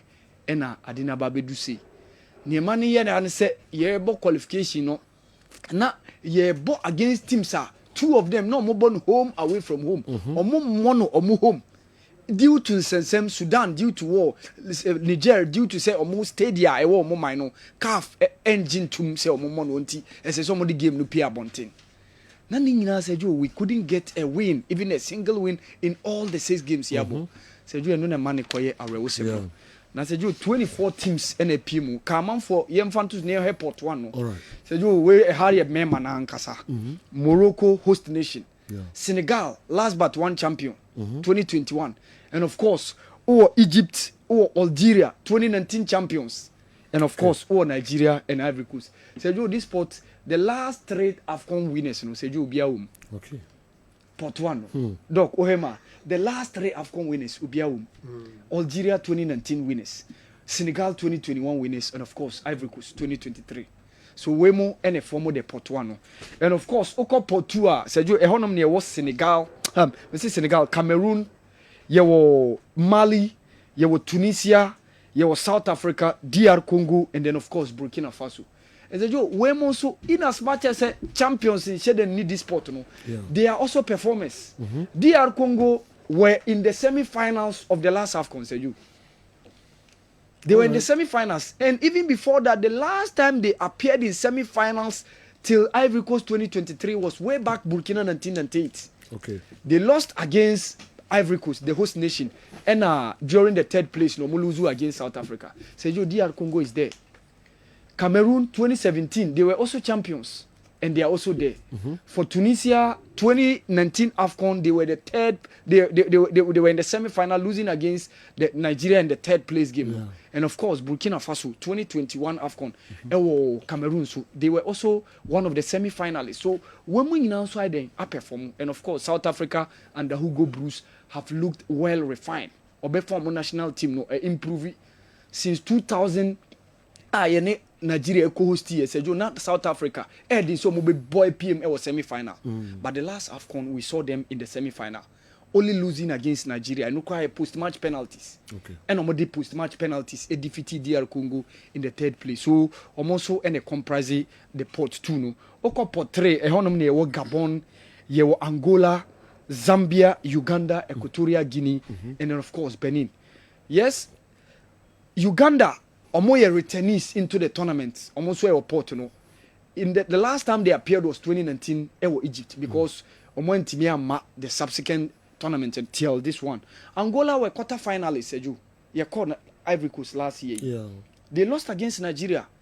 And they were one of the best side during the group stages. Not money Mauritania, money Burkina Faso more in the whole group. And of course, alongside Algeria. They defied the odds. And they reached quarter final beating Namibia in the round 16 before losing against Nigeria. No crowd Demola Lukman counter and almost setting. And Angola did massively well during the last AFCON. And you know among qualification. Sergio, they were the best team in our group during the qualifiers. So they are also in portrait. Equatorial Guinea, Sergio, after the group stages of the last AFCON, they were also one of the best performers. Shadi Amodi Ivory Coast. Can you say Yamin Kwa Ghana Eko Luzu ye Zambia Zuko Luzu ye ma Ivory Coast back into the tournament now. Check what Equatorial Guinea did to Ivory Coast. In the last group game, almost 4 said you host nation. Wow. They know that Didier Drogba was Tistan to know said you no. And Equatorial Guinea were one of the best performers during the last AFCON. Of course, Benin so returning in the AFCON because they missed out in the last AFCON Cote d'Ivoire. But in 2019 we saw them. Near New Amuneo group and Cameroon, and Benin went all the way to quarterfinals. Yeah. They even defeated Morocco. Then now Roger, this Heavy Renard and leading the Moroccan setup. No, Benin defeated them in the round 16. So you saw said they are also the Zambia 2012 champions. The last AFCON went me and Sheda Momodi group stages and Omufrimu, and of course Gabon also make a return. And Gabon okay near New Amuneo group Cameroon. 2021 AFCON. Also, they missed out in the last tournaments and they are now back. And of course, you portfolio FOMO or more Mubeka relatively or more shed and needing a tournament in Mozambique, Comoros, Tanzania, Sudan, Zimbabwe, and Botswana. So you Mozambique ne during the last AFCON. Obeka said 89th minutes. We were leading them by 2-0. Penalties incident by Didier Bon Sakan. Emamoti Kanti Kamani 2-1. And of course, that Richard Ofori incident na Ekobaino. And then they had that header and it ended in a 2-2 draw. And that match, as a result of that, Amai and Timian qualify and Timian called around 16. Comoros Island, they were one of the surprising sides during the last AFCON Ekoso, 2021 in Cameroon. And they did a massive job by beating the Black Stars of Ghana in their last group game by 3-2. But they went all the way and lost against Cameroon in the round 16. Tanzania, one of the refined nations in terms of how their local football, a pushy national team performance, and they have qualified again after being in the last AFCON in Ivory Coast. Sudan, of course, under Yaya own Kwesi Appiah, so back, said you. Yenkai said last AFCON Sudan and Timian Kobi. Yeah. After going to Cameroon 2021, this time around they are there with Kwesi Appiah. Okay. Sudan said, "Yo, they were one-time champions of AFCON before. Oh yeah. But they were one-time champions. 1970, they were Africa Cup champions. And said, "Yo, ayami pass Ghana ni ene lidiomo awoshomo ni monyam." And of course Zimbabwe so back to the AFCON after missing out during the last one. They were there in 2021 in Cameroon. Sergio Botswana almost qualify. This is their second AFCON. The last time they appeared was the AFCON 2012, yeah. Okay. Sergio, that was near new mo any group. Omona ya new mo Jomensa nya red card B. That was Botswana near new mo group alongside Guinea and Mali 2012 no. And Sergio almost so AFCON for the second time. So Sergio Wemo and the 24 sites no. Right. And our teams now on AFCON no. I will say Ghana and Count. Ghana and Count. The number of times I will repeat it. Say Ghana and Count. Yeah. All right. Yeah, World Cup qualifiers, Ghana group, countries, any position, number of matches. Yabo 4 games. Yabo 4 games. Aka 6. Okay. Aka 6. We about 10 games. We about 10 games. Okay. And where Comoros Island and the Warface, you more 9-9. Okay. But goes group near saying? Yes, 6. 6. Yes. Ghana, Comoros. Yes. Ghana, Comoros, Mali, Madagascar, Chad, and Central Africa. Okay. Okay. Ghana to say? Ghana to second. Second. Yeah. Any Comoros in the same 9, points. 9. Okay. Just by the goals sooner idea. BTA. And Madagascar and also there almost 7. So in the next I want vote here. Sign a from each group. Each group they are 1-1. 1-1. Say groups in 9. Yeah. Each group they are into what top will be automatic. Automatic. Now see such chance bi so ha. Yeah, chance no ye mo am be di second no. Ye be mo 4. Best 4. But I don't know ye the points. Points will be agada. Yeah. And the budget. Okay. Nti it could be possible say with the second, but onya kwan enka those 4 no. Okay. Based on points I will be nya. Okay. Ano kra no wia unwie. Unwie. Ba ko say o ha be san kobo. Yes, Sergio. Yeah.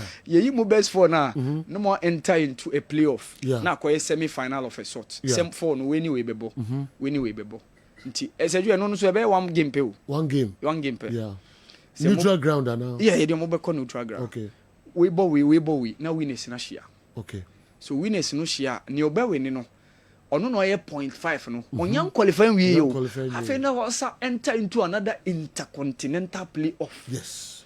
Contra in free Africa. Yes. So ehono no ye be na Africa ne wanya that position no. Any one from Asia, one from CONCACAF, Brazil mo side no. And then of course 2 from CONCACAF. No makwa ko remu. Ni yimu 2. Okay. Nti omokobo a best 2 na be free no. Yeah. No more dey about the 46 teams no. Okay. How much qualify already no. Now from the 48 teams are. Enti 9 dey automatic. 9 na say 1 ba be ka ho no ma aye 10 no. Depends on number be brave. Yes. Wow. Enti no person we safer. And one say we top. Just top your group. All right. Yanko other stories. So you na make about na make about that millionaire na we winning was Zimbabwe Football Association or elections no. Out of Nipa 77 or move to Abano Seju, unya over 60 votes. Okay. And Onona Medical can say also invested $10 million in domestic football of Zimbabwe. All right. Seju a millionaire. Yeah, all right. Yes. Nkobile Magwizi. Okay. Nkobile Magwizi. Wow. Yes. And Seju or 46 years or 46 just around 5 days ago. Just around 5 days ago. Uze na medical can say me hwe nanim no between 40 to 50 there. Hwe nanim? Yes, me hwe nanim no age now. I mean you go for nanim fan determine age bi o. Yes, yentwa so and they are happy kakra. Okay. We are able nanim kakra be simple. We hear no say more 20. Oh, you more be 20. I remember me be 24.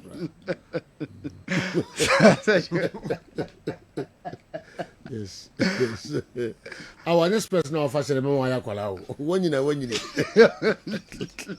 Abeli abula.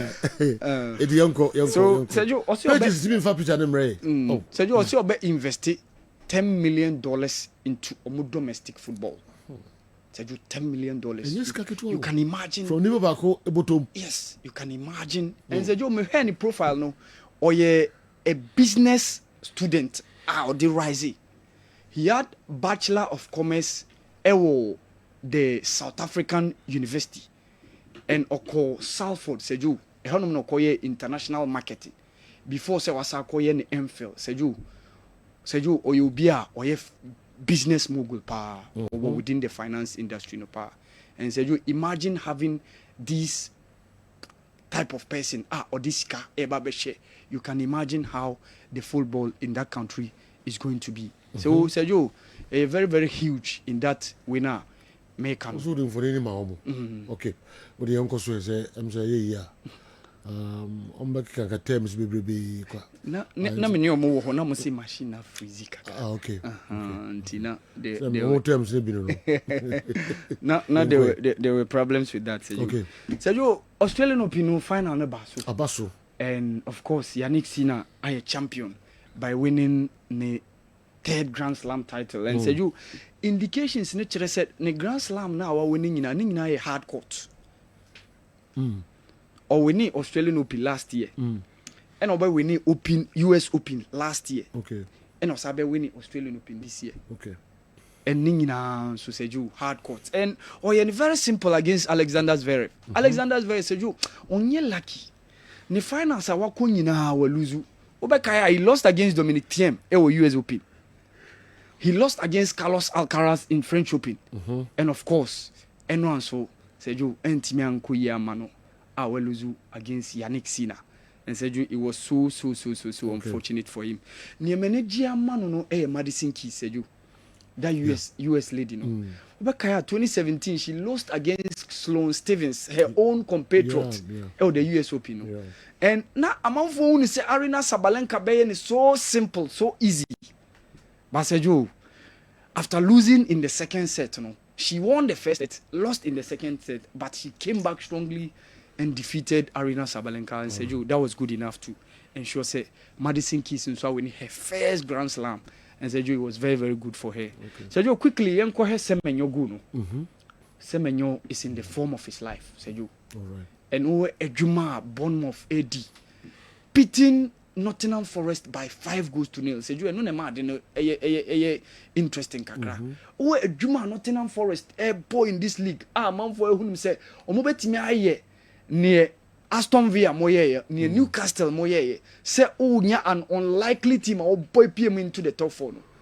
But Semenyo scoring, and this game, Dango Ouattara, that Burkinabe international, scored a hat-trick.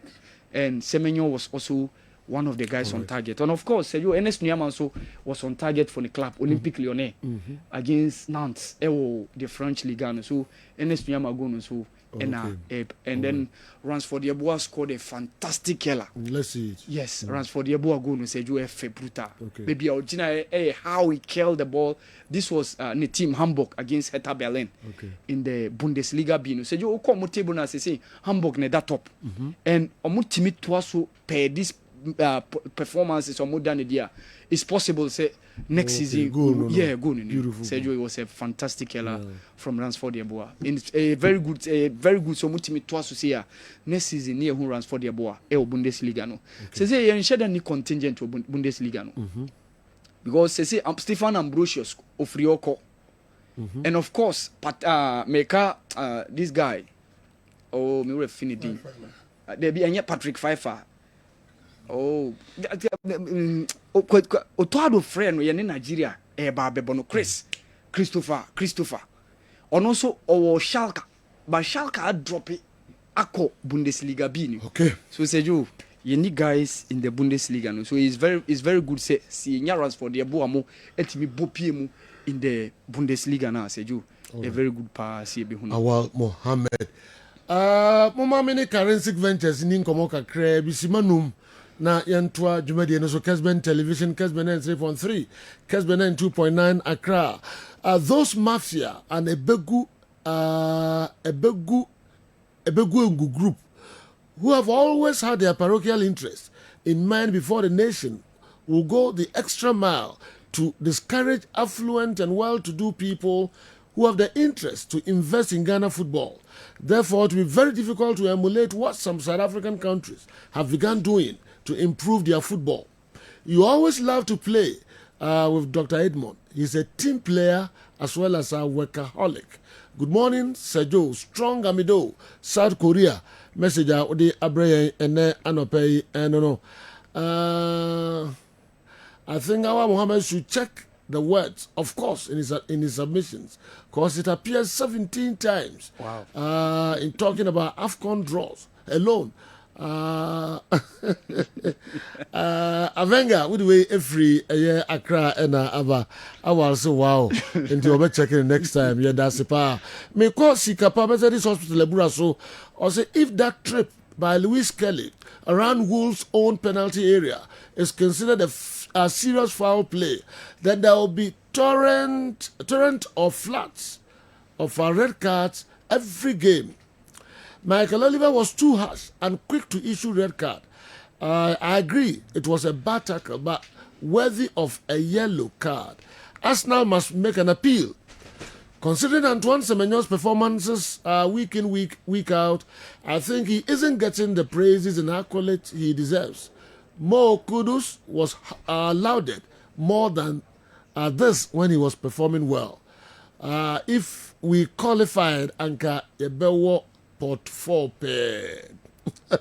Sikapa Methodist Hospital na we abre. Menim as Kelly na yi ne trip no se betimi ahwe ne kakra bia na yato so de amamo. Okay, wait, a friend of Sympathy the Baba or the Free Pantanessen School. I really miss you guys.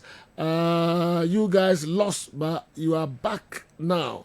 Keep the fire burning. Please send my greetings to Andy Kem and tell him Shatter Movement, we did together. All right, also the Abba and anonym say digital no more shall say enjoy. Yeah, papa. Me call next one, please. Why have you stopped showing a year home or being junior? Anyway, if you Kenya say Kumasi and Abre Yen. Eben I ready. And okay. Arsenal penalty no I'm say enona ye show ni say the penalty red card na referee show Arsenal fans no so many ni ho kra no eno na yes an akire bio no doc mamemra ho kakra bi Karen say genya ready mamma ho kakra bi na fe yemfa de aka no emre Awa is looking at people's faces and giving them age on his own. Akwa Wepa, then he is 16 years. When he is 16 years after, I also watch his face. Spain Boga saying Dekra. Spain Boga. Say you Papa Nini. Papa Nini. Wow. Me heard in Medicaka say obewo between 40 to 50. Okay. Me okay. Like yes. I was emphatic on that. Okay. Now we are right. Yes. And I'll call here 46. Yes. Oh, okay. Yes. Okay. Wow. Me heard him say. We're gonna be Bibia Osiskanipa. Wow. What's your friend say? Nkobile Magwizi. 10 million dollars. And now they are Zimbabwean yes, football. Or win and also the best or the best. Wow. I think we win your FA elections on Saturday ya no moto aba no say. Or the beshim. Maminko Karensi go ba Spain Boga. Say small commentary na oko sentence na. And no also ga kope. Yes. Yeah, no. Me need dim komo say. Okay. Yes, Spain Boga no. Oko commentary na man ya. Da biare do de ko. No, free cry echo sugar copper no. Comment now oko say nyo no nkwa na echo. And na ohuni po de no ko Spain Boga. I see. Diana me say pictures here na amofunya. We want me say on one champ fan. Oh yes, o me no twa we ya. On one champ fan. So trans ni be twa onu say e be bedu abedu me ya. Ta Martino bi di bremi. Say Spain Boga no yes man so later. Me dey paying into my power. The oba we free cry and the coast sugar copper. Martin so we esen concern it no die. Spain Boga.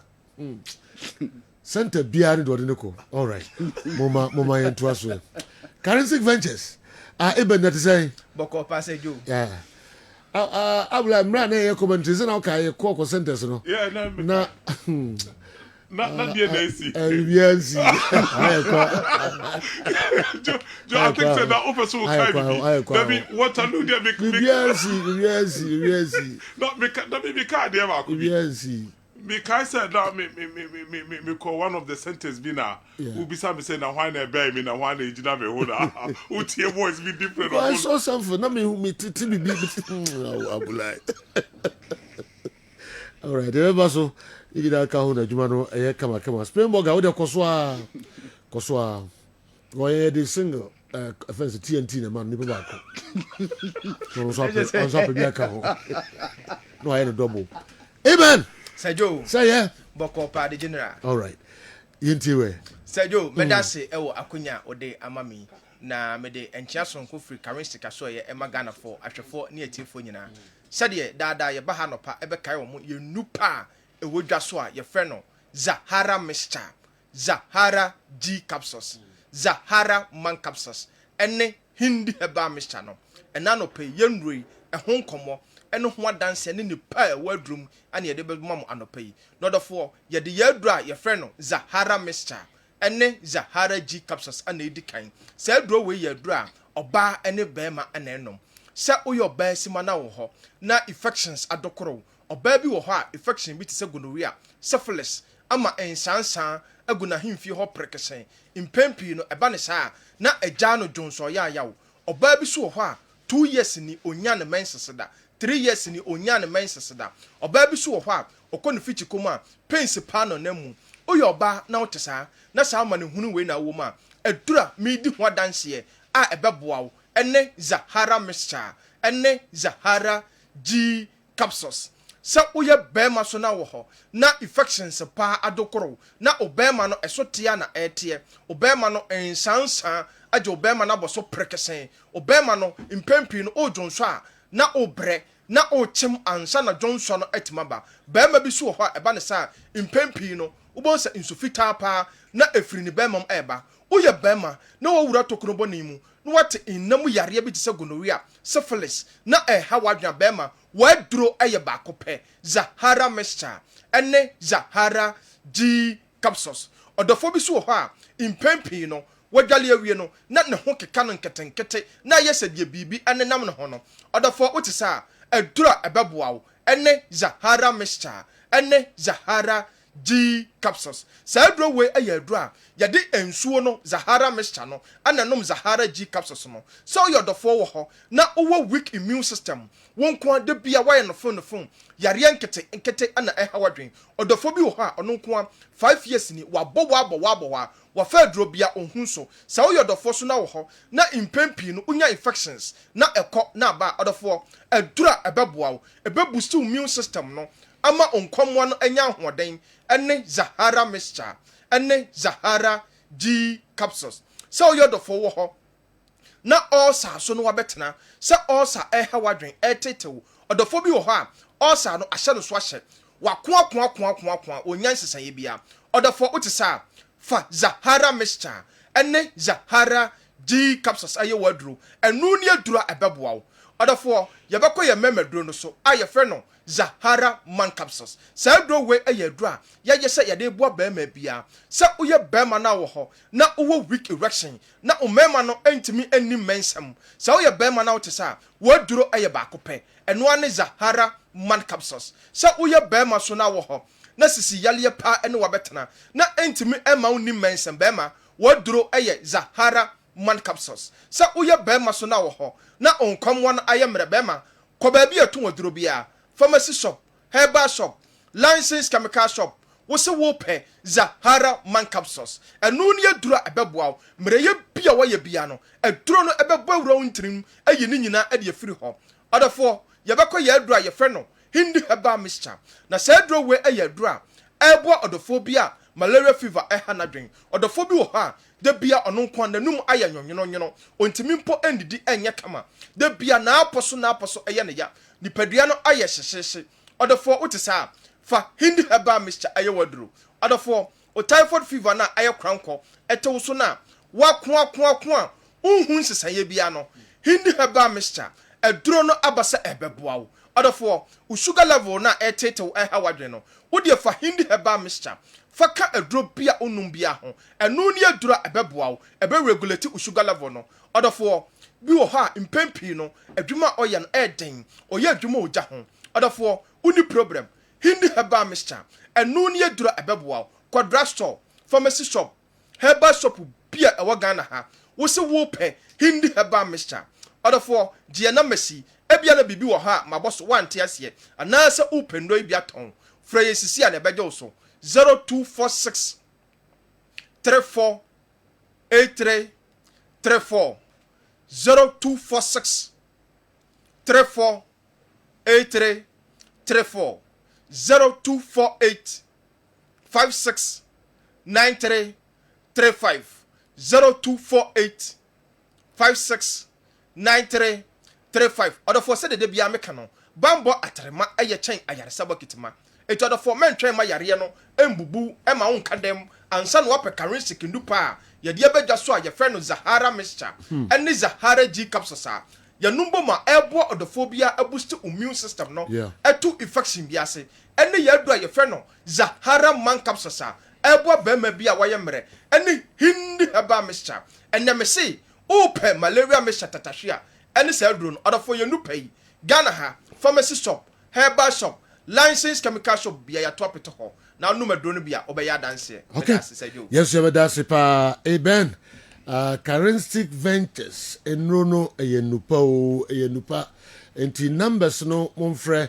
na monye nsɛm no pii enso emfri panifo no ho emfa enroye ho. Yet also the Amamo Kessben television, Kessben 93.3, Kessben 92.9, Idris Edway every is it Abidjan and Kwanta. Please, the GFA president, Mr. Keto Kreku, what is the problem? Or the game changer? Football, which gives people happiness, now doesn't do that any longer. God is with us. All right. There would be Abre, I don't know. I mean, come on, I mean, I think Sir Franco Naro is part of the problem. We, the unemployed graduates are suffering. Can you imagine a lecturer? He earns between 4,000 to 5,000 cedis a month, and a sports pundit, his salary is up. So at the end of the month, Naro alone picks over 110,000 Ghana cedis.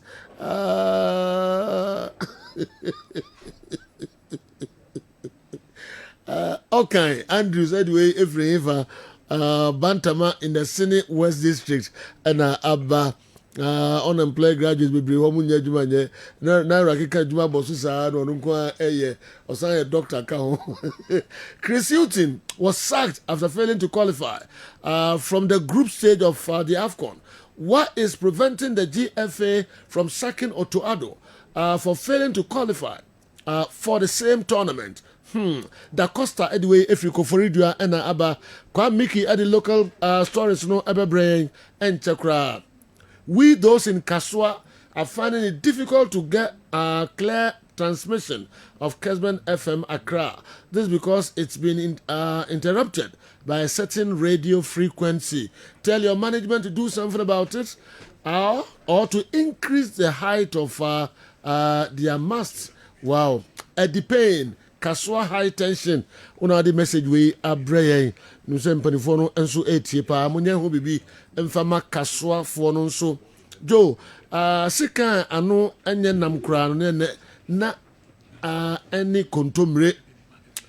Upon how Man City is struggling, Chelsea couldn't beat them. Amos, Edway, Efri, Kumau, and Abekan sa and Anapay. Kwa Miki Aye Kradwa, Omra na Yenhedo no so di Brayen. Spain Boga teases now Otrono Enkosiri. Entino Ujai now the fufro eba ebeboa ye papa. The boss Swag has proven that their award go through the needed scrutiny in the long service award. They picked Carl Tufo, Accra, Joe Laka Kumasi and Maxwell Usuteria Sunyai. This is an award based on merit, but not mere populist votes. Boss, your recognition alongside Carl Tufo shows that you have distinguished yourself when it comes to sports. I'm so proud of your success and deserved recognition by a worthy association called SWAG. You always lighten Kumasi with your paragon of excellence, professionalism, and credible information alongside the wonderful and good brain sports presenters that you have unearthed and improved over the years. May God continue to bless you. DD, Akman Senior High School, amen and amen. Sikapa Methodist Hospital, Eburaso, Readyway, and so Abrayen. If that trip by Louis Kamsamadinkan Akan Sikapa message out the Abrayen. You mention other messages. Alaji Mahama Salia, if you're a Wanchi Banda line, and so the message way by Alaji. Also the management of Wanchi Young Apostles FC thank our vociferous team and supporters during our Bono Regional Derby game against Inshatreman in the Ghana Premier League at the Wenchi Nana Brifan Ketia at the 7th pack. We won the game by a whisker of our scoreline, and the contribution of the supporters in ensuring the victory arrived cannot go unnoticed and unappreciated. The game was a tough one, filled with all the attributes of a sporting derby. Oh, okay. By this victory, Young Apostles FC have gone undefeated in the last 3 games of the GPL, 7 points from 9 in the process. Is highly impressive and commendable. The efforts of the players and coaching staff deserve some recognition and commendation as well in these heroics. Alaji Mama Salia ono enaye kasama for the Emma Wenchi Young Apostles. Mamifa Jamsku the Enso Emra. Though I saw a clean goal for Baseke, and also saw 2 clear penalties for Baseke, which were disallowed. Hearts of Oak and Dreams are enjoying officiating, Papa, and the referees in their matches are not punished. Jam School, also the Abba, I don't know. Okay. Kwame, Mickey. Yes, General. Yen share the every. Ajiman Bedu, a former Black Stars player. Also, GDS Kofi Adams as Abrea Pointino as a minister to say, okay, so be converted no, ne kwanso no, because experience there, will be pa. When in some Ajiman Bedu, a dear tuja. Well, that's the way to go because he's coming to work for the youth and especially journalists, footballers, and boxers, athletics, and all the people. So when he got the opportunity to be here, it's in the right direction. It's just too early that we can speak about him. He should go for his vetting, the vetting, and let's see what will happen. If he's cleared and come, then we see his aims and the ambitions that he have for the nation. And from there going, we can talk about him. But we wish him luck. He's a very tough guy. He's worked with Lawrence. He was a youth organizer of the party as well, and he has been a minister as well, so he knows the ins and the outs. And we are wishing him well that it's football we will prioritize because I'm a footballer, but we have other sports that he needs to look after because we are in a country that some years back is about boxing who was taking the country afar. So we need to look everywhere. But for sure, once I'm a footballer, the priority is that the Blasters, then the 20, then the 17, the Black Queens, and everybody, especially the Ghana Premier League, have to rise. When some Ajiman Bedu or dear tuja also GDS sports minister Obey or so share national teams ni ye papa from Black Stars eba other national teams no or share say betime edi apart from no was also the tuja say o GDS or say Ghana Premier League no so minister itile ni no ma edi sikawuram say there be a Ghana Premier League no and so ebetime abekra behwe eno ne nsemo a efa the sports minister enche bia no obeko vetting date by until the date by the betu dwam obi ehu da property a obeko akopie mu a veto Dr. Fred Ewua one also NDC omo manifesto no na kasama for dem omo wase ogidi yese Kofi Adams a president John Dramani Mahama wafa ne se omra be sports minister no wo minim denti omo fa no na miema wo do ma discuss ewo manifesto no mu na nuno ba be di so eno no ba be implement se re bia NDC manifesto mo dia baso be mo sports akonkan no ebetimi akoye. Need to be a sports person. He needs to be a disciplined person. He needs to understand the sports policy. He needs to understand the vision of the National Democratic Congress for the sporting sector in this country. And that is enough. I have told you a lot of his credentials already, that he was a spokesperson for Jerry John Rawlings. They tell you that he's a disciplined person.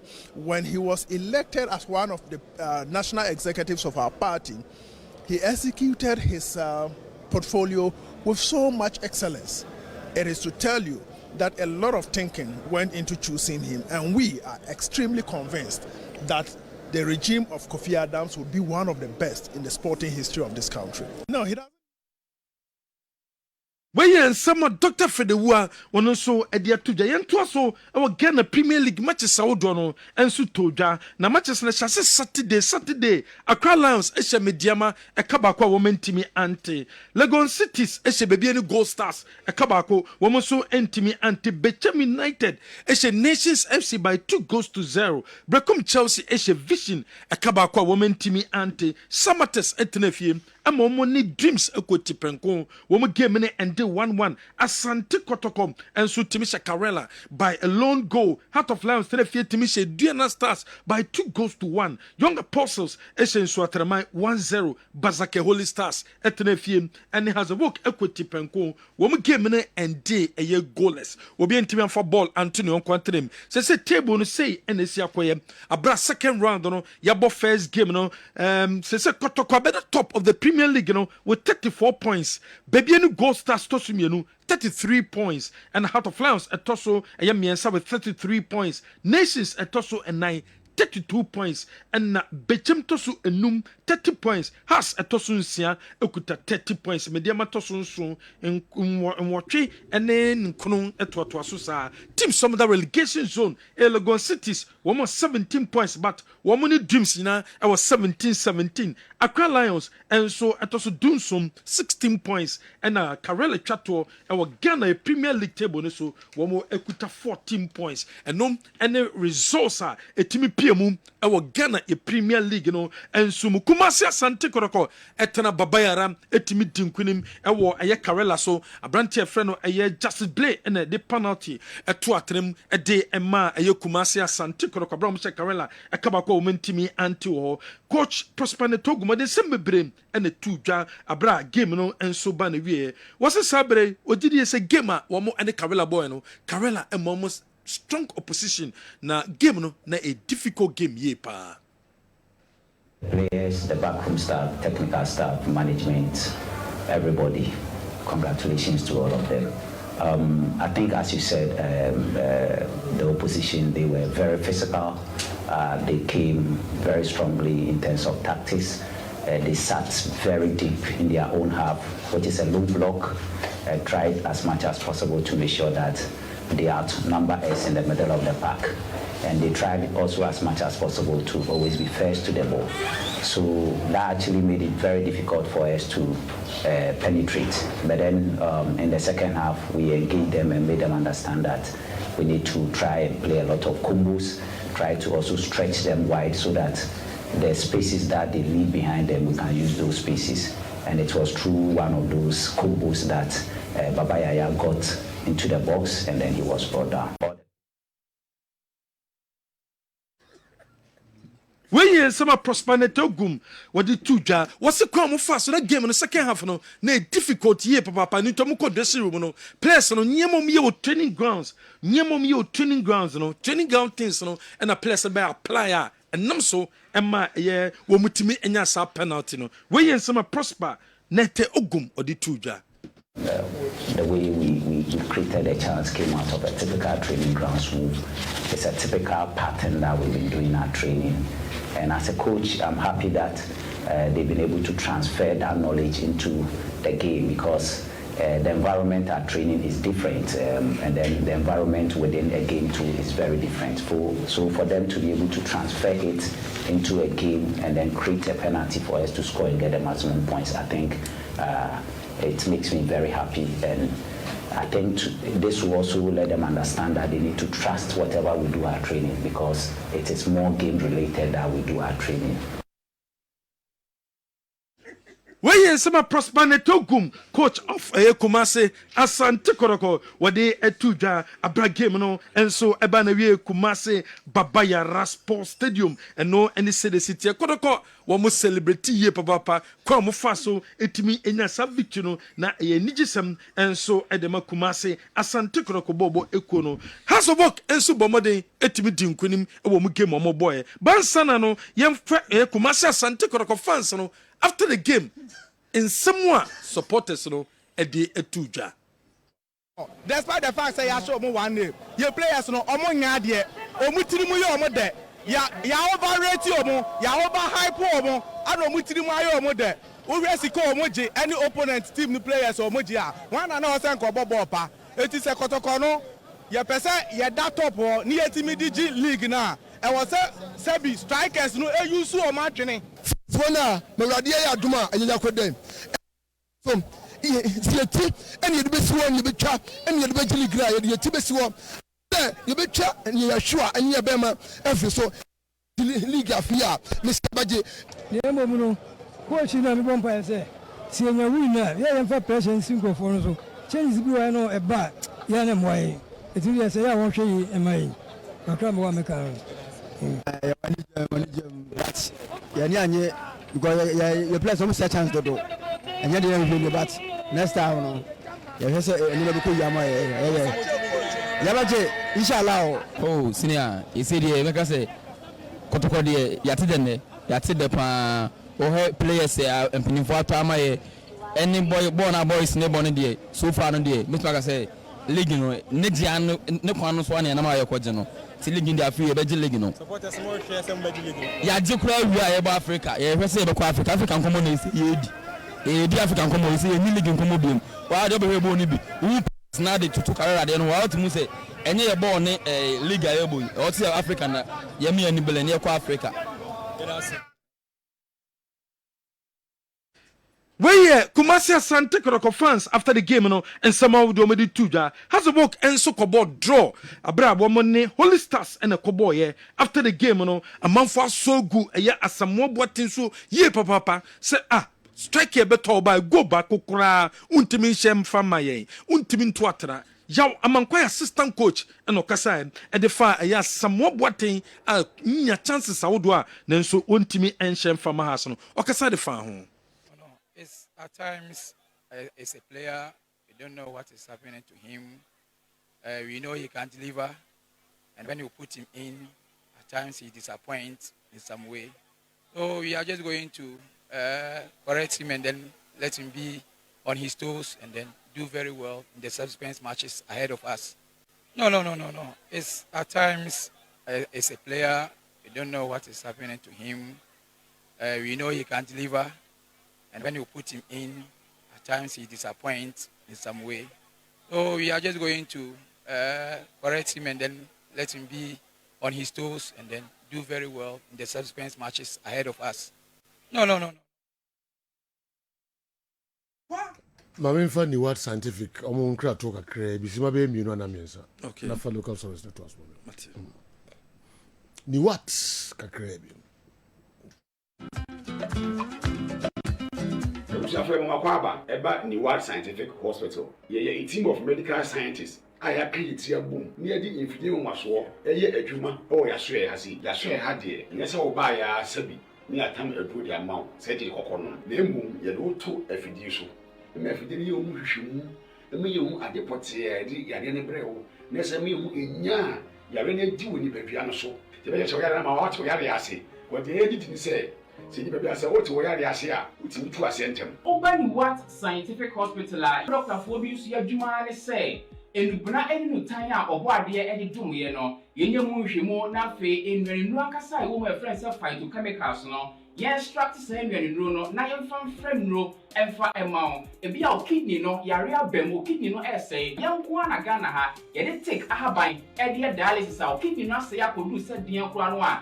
Nyarishemu na nyadi dina for ni chiremu ewo ni what scientific hospital bofra ban eboye ama wa diabetes ye de bofra ban ene nyama bi efra e de mawa ebebo ma diabetes na o sugar e cost rupi no eno so aboa ama etimi abafum ebia na o hwemi sisi e na o problem pa e yo mema sem baba bi wonu mu a onya tenkan kwa so mo ba beda obu on so otimi nya hode ne pagya na no oba ehyemu a ehyemu ana adwo e no obu on so atese ne bema no ensore kra ebia na e no bi ada so a wonom yo ba na utie me na se e ya wo no problem ebia na e fibro na kosi a wo no kwan ana wa kwa ya sabia doctor si ensuo betata onkosi mu ovarian cyst ana se fallopian tube no e na block ye obebu okura wo sebu ensisi so ni nyina timi sinyi se ho kwan bema ebia na ho nsuo e na wo form nkwa e wo form low sperm count na wo okura beba beba ne ho nsuo mu no na emo no be friend se spermatozoa no ba kokura we nyina e ha esi awo ho kwan a obani what scientific hospital a enfidi ade ehwe be da di amia wo se problem bi wo no mu a ye timi hu aduro na afi aduane ye be kira ho adie pressure ti amo akoma bo periperi asem kura si ofi timi mo amane obi so hweme na ne bia stroke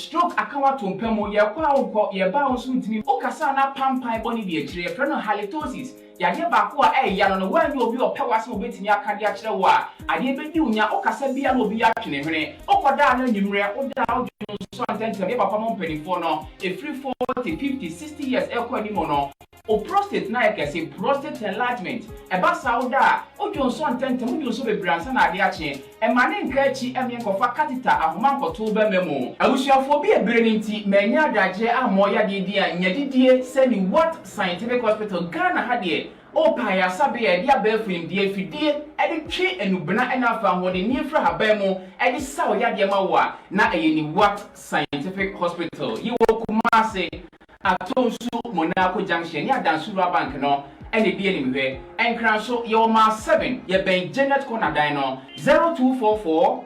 087687. In case you are watching us from any part of the world, whether you are in any African country or you are watching us from Europe, you can contact us on WhatsApp +233 244 087687 or on Google Map. Just type Niwat Scientific Hospital and you'll be given the exact location. Niwat Scientific hospital nyankopɔn adawomenti wa moto ebeba.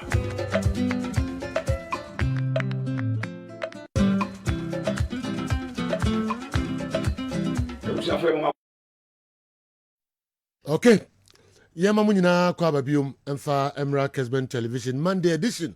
Ye here weekend weekend de ekoso ewo miamia hodo pi wiase afanan ene Ghana ha. Ye bobo so ye dru Heart of Folk ene Baseke Holy Stars game no. Kwa na eho na ye wan so na ni. Genoa.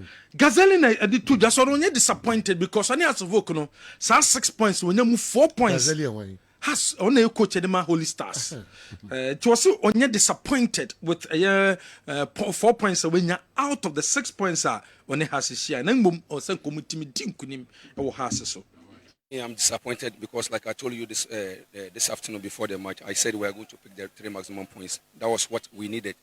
Unfortunately, it goes the other way around. The players did well. They play how they're supposed to play.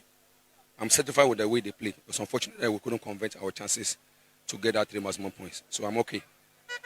It's an achievement looking at the Accra Hearts of Oak against a new team like Holy Stars. Definitely, and you look at our team too, very young guys, even though I blended with 1, 2, 3 experienced ones. But if they're able to play this way, I'm okay. I'm okay with the 4 points instead of the 6 points. To me, What you know, when someone a Gazelle head coach at the Holy Stars, what the two da. Now, you know, a match of course, no. Okay, a man for the chances as of work in ya, one more able to go, you know. Chances on bed back, and has work in ya, woman. Ninanum, one more able to go, yeah. And I'm some amount for a ball, a yes, war, one more a ball, a year branch here, friend, as somewhat buttons to boy, papa. Way a chances I would one has work a game, no, one team, chance 1, chance 2, chance 3. Ninano has work as a more boating and then a players Ninano, one more intimate and Shinina. And so a game one has work any Holy Stars boy Nuti, and after the game, no, one more a call a year penny forces so much GDS chances are as some more boating Nina. Genoa, or Bonina to Gui. And now, you bet my Ashabium. Someone else born in Yanko Bakona, the other person who and I mistake one is also swad out. I know you recognize you. I don't have any fans. Now, such chances you bonus on our chance back or something. We're so lifted for good panos straight. You go at your level. Good panada for me. So, wow. Where say you go?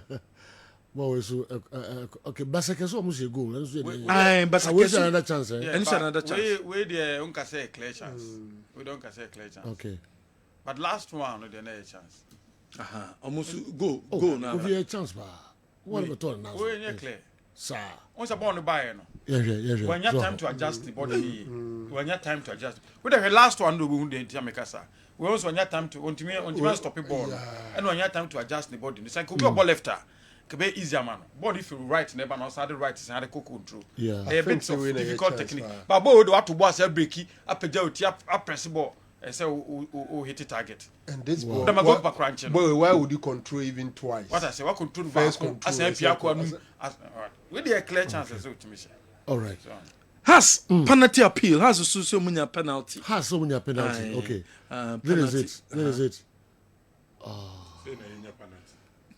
Okay. Yes, I'm ready. Yes, I'm ready. Oh, man. Okay. Yes, I'm ready. Say na penalty. Oh, starting now. Yeah, I think more case. There's no case. On one akokoda. I think more case. I don't more case. Okay. Who say before beko for no? You know, defender no stretching inside. It's all right. Yeah. That's what Nabache. I think to attacker no a con. Yeah. On to manu lusu balance. Okay. Yes. So like they lean on the attacker. Oh, exerting some force. And I'm pushing in now. The attacker was not making an attempt to play the ball. Nipa no na no push. Okay. Yeah. The defender was not making an attempt to play the ball. Okay. He's on the floor. All right. I think that Omo case. Yes. Yes, for me, it's more penalty than so big. Oh, what the hell is that? Penalty. Okay.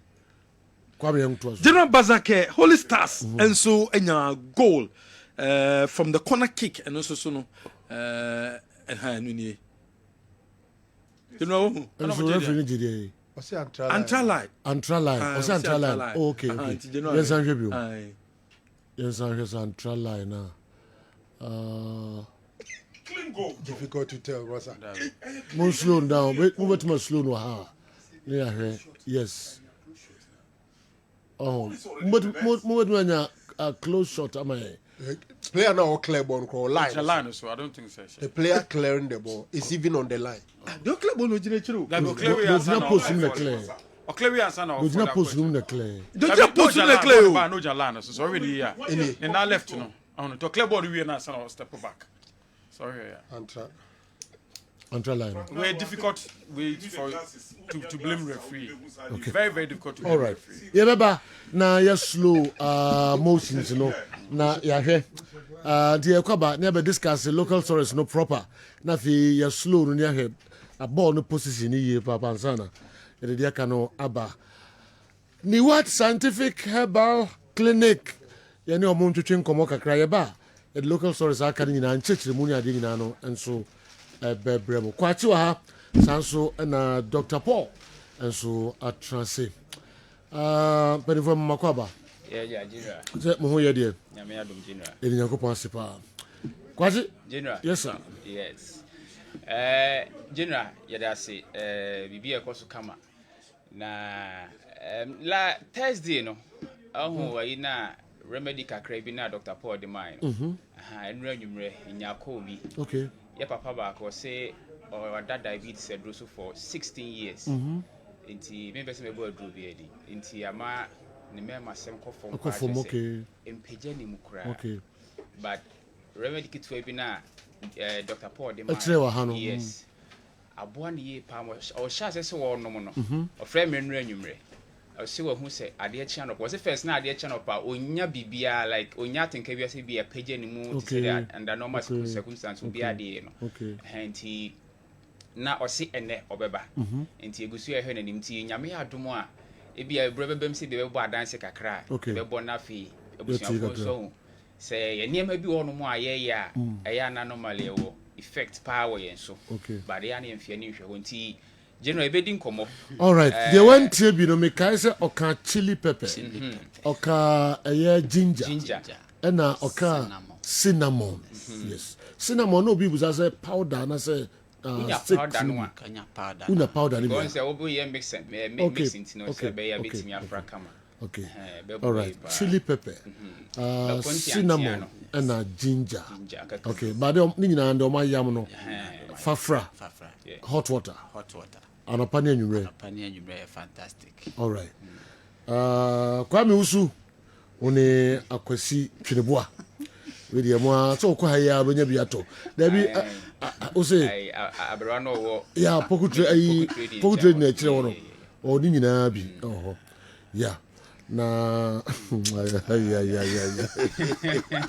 nyame yedo general right we shall for the what scientific hospital ya ni mo ahia biom na ye besua ade na yahwe apomden ho sem kakra na ene ebedi nkomo kakra de afa egro ho anase ebi mo frɛ no wagashi wahabawi ebi mo frɛ no wagashi okay na ebi mo so frɛ no egro ba ne bro for the Sodom apple okay nti na ebedi ho nkomo kakra na busuafo ho ahabawi esiwfi a na yi no pa ni we na mbehu ni se na normal baby a efifi nso baby a soil ni nche danye papa aduane papa na udua bi ho enye no na we di efifi ho okay general very very medicinal sa di we bedi hu komo awie abusuani what scientific hospital yani mo hia ya de bi e ha wo no de betimi e be ka kiro de ntimi so e be ka kiro eye diabetes na ha wo eye pressure o mema sem ekofom ana wakote nam nsanyade ukọ private na enso fita bi fro be ma no ba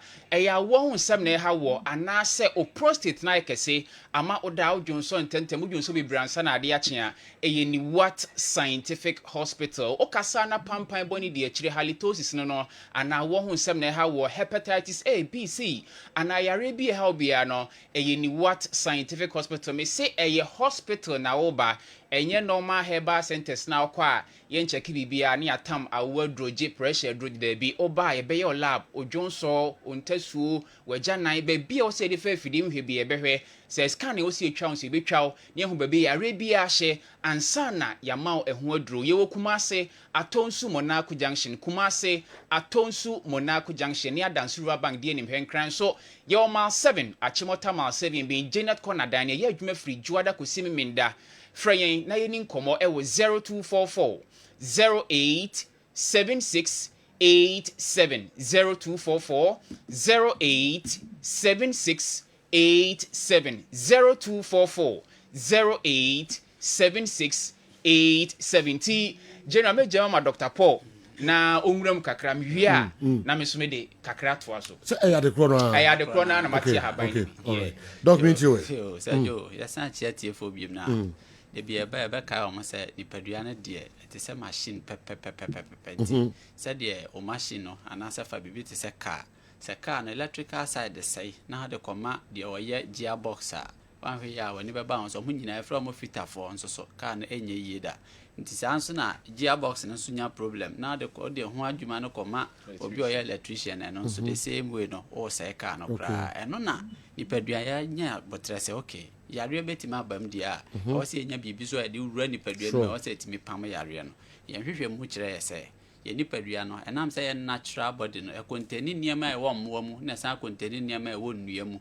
enti eduro bie wo wiase bia no se ye nya mfiri aboa ho a ye beba benya firi edua mu enti whether eduro ne orthodox pharmaceutical or herbal homeopathic way naturopathic way ye beba benya firi living thing bi ho anasa ade plant or animal eno na ye mu ba ko che se ye phytonutrient bi ye friend malic acid and ferulic acid bi a wo hwehwe bi a obekwa ko hu bi eye wagashi emu wagashi so ye friend calostrophic nti unya wagashi a calostrophic or calostrophic plant ya na so hwehwe mu na akonya sa malic acid ene ferulic acid na dwuma ne sen ye twe sa de ni free wagashi ni mu a kwan a ni wat ye befa so atwe de ye distillation na distillation no edin e kwan ye twe malic acid ni wie ni de koye adwuma de be ye ni oyefunu yare na aye stubborn no ye twe malic acid na e kura ya malic acid ye nya free wagashi plant wagashi mu ana calotrophic plant no ye twe free mu a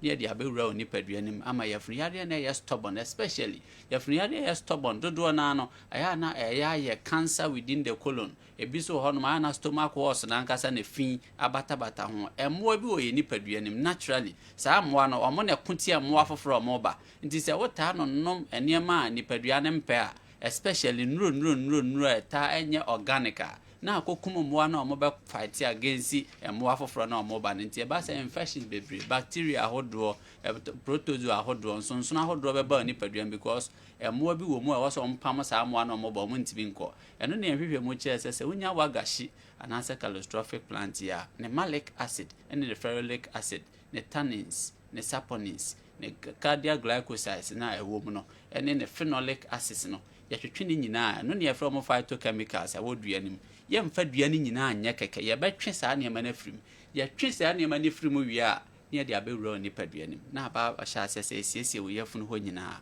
oye asthmatic a ebe yusu wagashi dia treat you so oye obi a owo respiratory problem bia bi te say whooping cough tuberculosis emmo bia ba hwenem na asa cavity owo problem ho ma ye de wagashi ebe treat ama oye diabetic now diabetes na wo de na nya genetic ya mfa wo eye diet mu a dodo na ya na lack vitamin B12 bebrebe wa wagashi mu anase polytrophic calotrophic plant mu nti ye betwe ye malic acid ye ferulic acid ni nuane nuro foforo ewom ni vitamin B12 no ni a sha say the ye treatment for or diabetes na wo so a enye because of say de wo nye diabetic bia na de wo no enye obi bia so se na ne de ye because of diet plan na enye obi ho didi ye nanso ne system no pancreas ne entimi produce quality insulin said ye be battle glucose na eba ni mu no na yese wagashi malic acid ni nuane nuro ewom no ebetimi ayama nya no nko an san so hohoro moja nim fat ba moja mu a wagashi ebetimi de clean sa na otinwi ni mfu yi a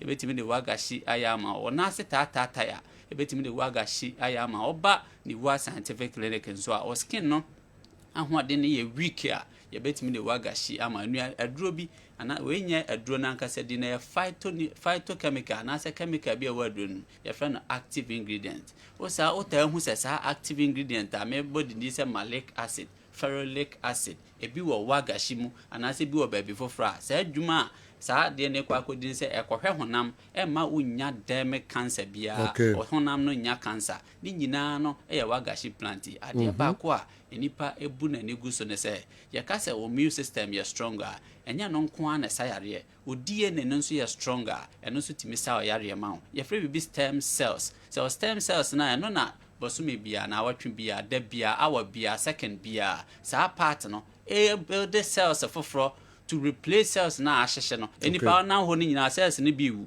deɛ ba de na bɛma cells no foforɔ aba ɛno ne yɛhu sɛ okay enuane no bi wɔ plants soronko bi mu a etima cells no regenerate no ho ɛno yɛ stem cells no deɛ na bɛma who watches the watchman deɛ bɛ watch stem cells na ma ɔmatima yɛ ɔmadwuma yie no ebi wɔ wagashi mu especially on the phenolic acid combined with malic acid na akwa yes adwuma na ma ti oba ni wa scientific no na de bia meka se o de nantia ho na fa ni padua ne beja ye hwehwemu fa ni padua no ho wia ya ma ne nso hɔ a ni asan akɔ ye hwehwenu mu afa ni padua na de pɔte ehia ni asan akɔ hwehwɛ yare no makɔ deep yakɔ deep wia ni akɔpɛ ho pomasibre apɛ kwan pa e be fa so atriti enye emema asɛm nko a ne yɛ enye diabetes nko a ne yɛ enye awo nko a ho aduro ne yɛ enye hypertension nko a ne yɛ enye typhoid ne other infections nko a ne yɛ na mmom ade bia yɛ yare a ɛyɛ caused by something especially the obefa no asasi so no ya no atumrika aba ama yɛ de treatment papa no ahwɛ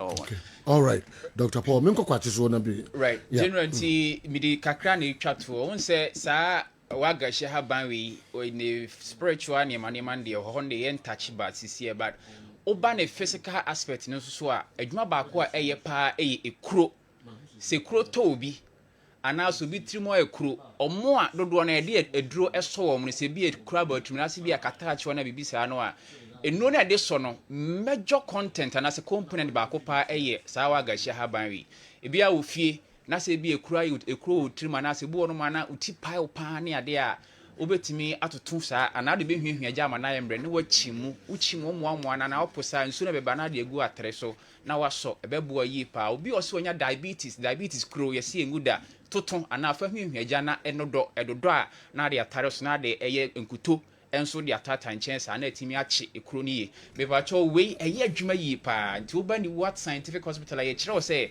ɛyɛ haban ho adwuma ne yɛ yɛ wadagye ne brɛ de behwɛ saa ne mani nyinaa mu na aboa ma yare bi ha obia no yɛtimi ɛde etu ase na yɛ kyerɛw nso amoa ho bi wɔ fie a wɔn de obetimi ayɛ ɛde afɔnti general yɛ okuma ase atonsu monako junction kuma ase atonsu monako junction ne adansu rubber de anim hɛnkranso yɛ ma 7 achimota ma 7 ben Janet corner dan no number ne hia frɛ ni nkomo ewo 0244 08 7687 0244 08 7687 0244 08 7687 general yebeda masipa Niwat Scientific Herbal Clinic Dr. Paul ene kwachi ene de nkomo hwami abreye o se cinnamon powder ginger and afi chili pepper monkamom na monfangu nsohyem anopa ne anwumre abeboa mosisim ye papa that I could see. All right. The referee at Pando yesterday was very, very poor. Sir, Spain Boga and MCNI Ayesmano, Pando, and anyway, Bre Moro Idrisu. You could see it clearly that he was trying to help Lions beat Adriana FC.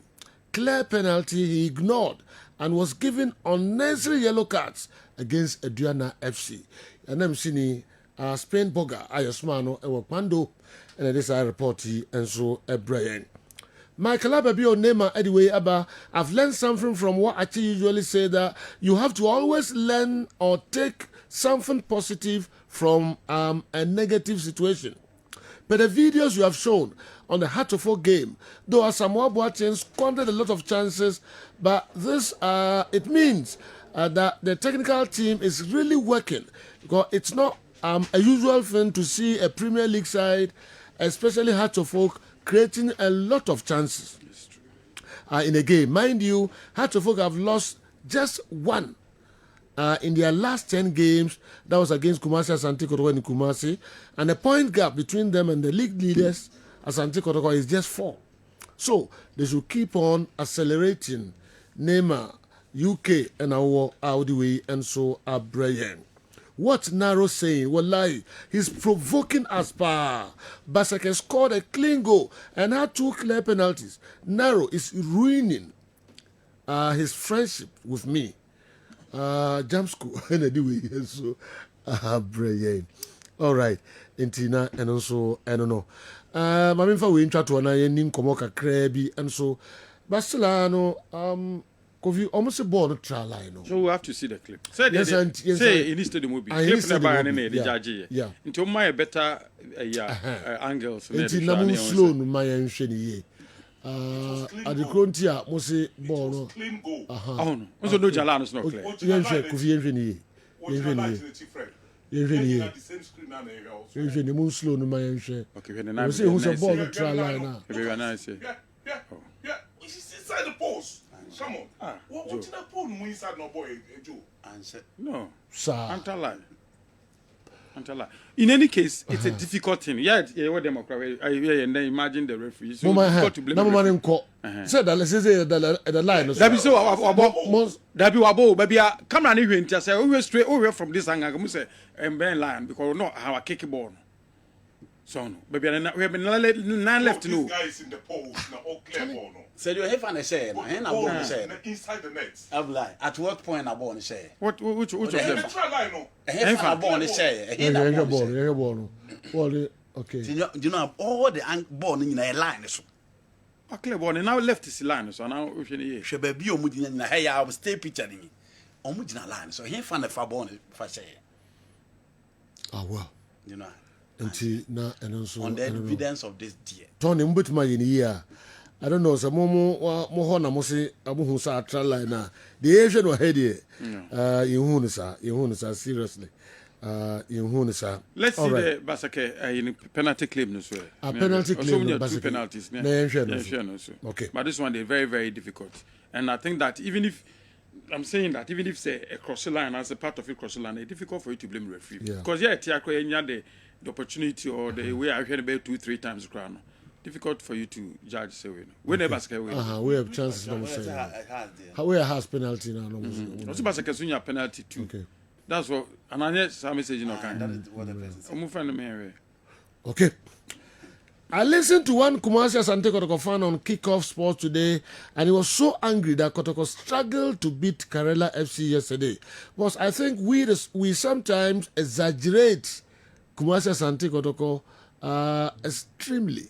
Because if it were about only investment, then PSG should never draw or lose a game in their league. Also, Barcelona lost at home to Las Palmas and Leganés. These examples indicate that football results are sometimes unpredictable. So we need to understand the game and stop always demanding automatic results. Kumasi Asante Kotoko is on top of the league due to the 1-0 victory, and we should encourage them to remain there. Didi and Asadiwe Abraham. Yeah, hear stories in Mukakra. Score lines, any the PP free mo by league, maybe 80 nafi news kakra or minimum confirm chance. Okay. Naka me pegu I send I don't feel send message bibro if you Mama Alaji Mama Salia. And for second or the Tosu, what was the performance of the referees in all these matches of Moking?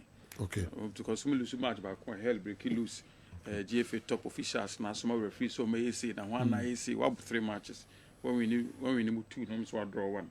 You are happy, commending your technical team, but one can't referees in the performance in those matches now we need and now we draw now 3 matches and we lose probably what no performance is and then oh no then only situation will be lose match in Kwana hell baby lose Ghana. Oh no we have to be fair.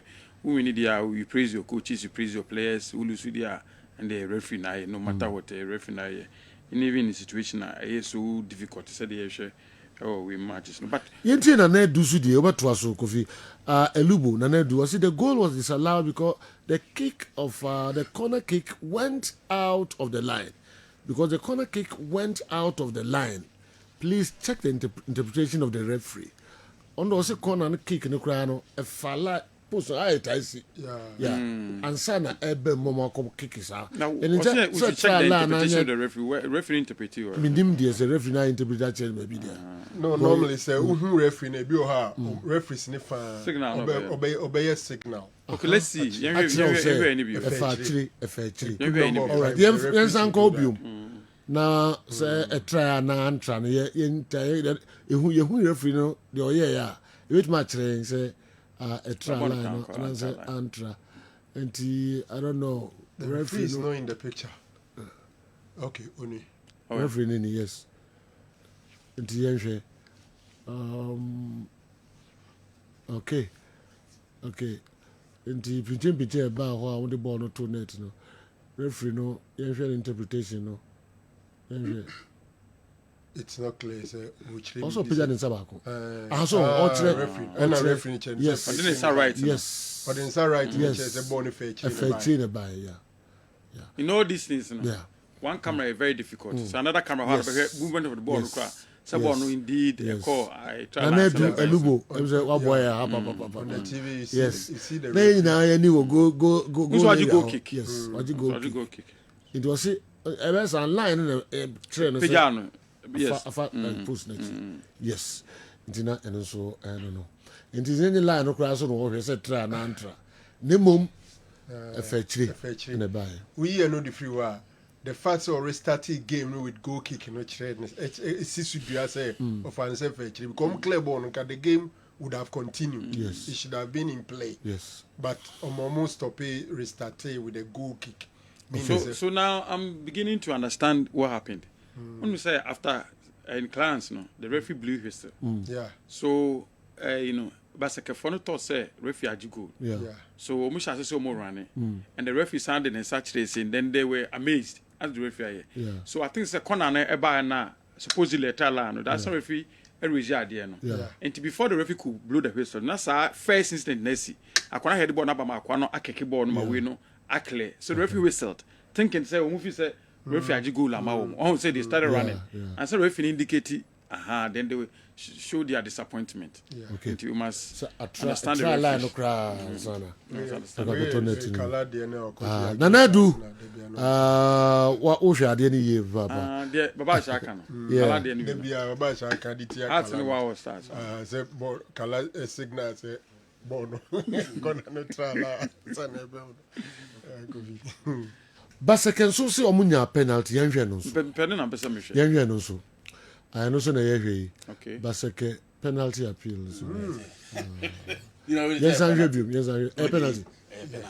Sir, similar to house cross. Okay. Yes, I review. Yeah. Pushing any more pushing. Straight up penalty. Could you make a penalty? Me make a penalty. Yeah. What a penalty? Yes. Okay. Penalty. Okay. So you see what happened. The striker and an attacker no intelligent player. Yeah.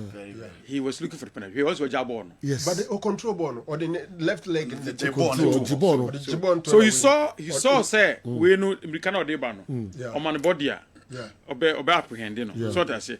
Inti the nine right there so the control ball no janu. And or the left. And or the left to stop ball and then or the body need the man and then Ghana so the Mirikasa bump into him. Clumsy. We much penalty in English Premier League. They are not sure say clumsy tackle. Yeah. So no. The penalty. He was smart. And the referee was right there. He was smart. I don't know the referee, into a one, so no.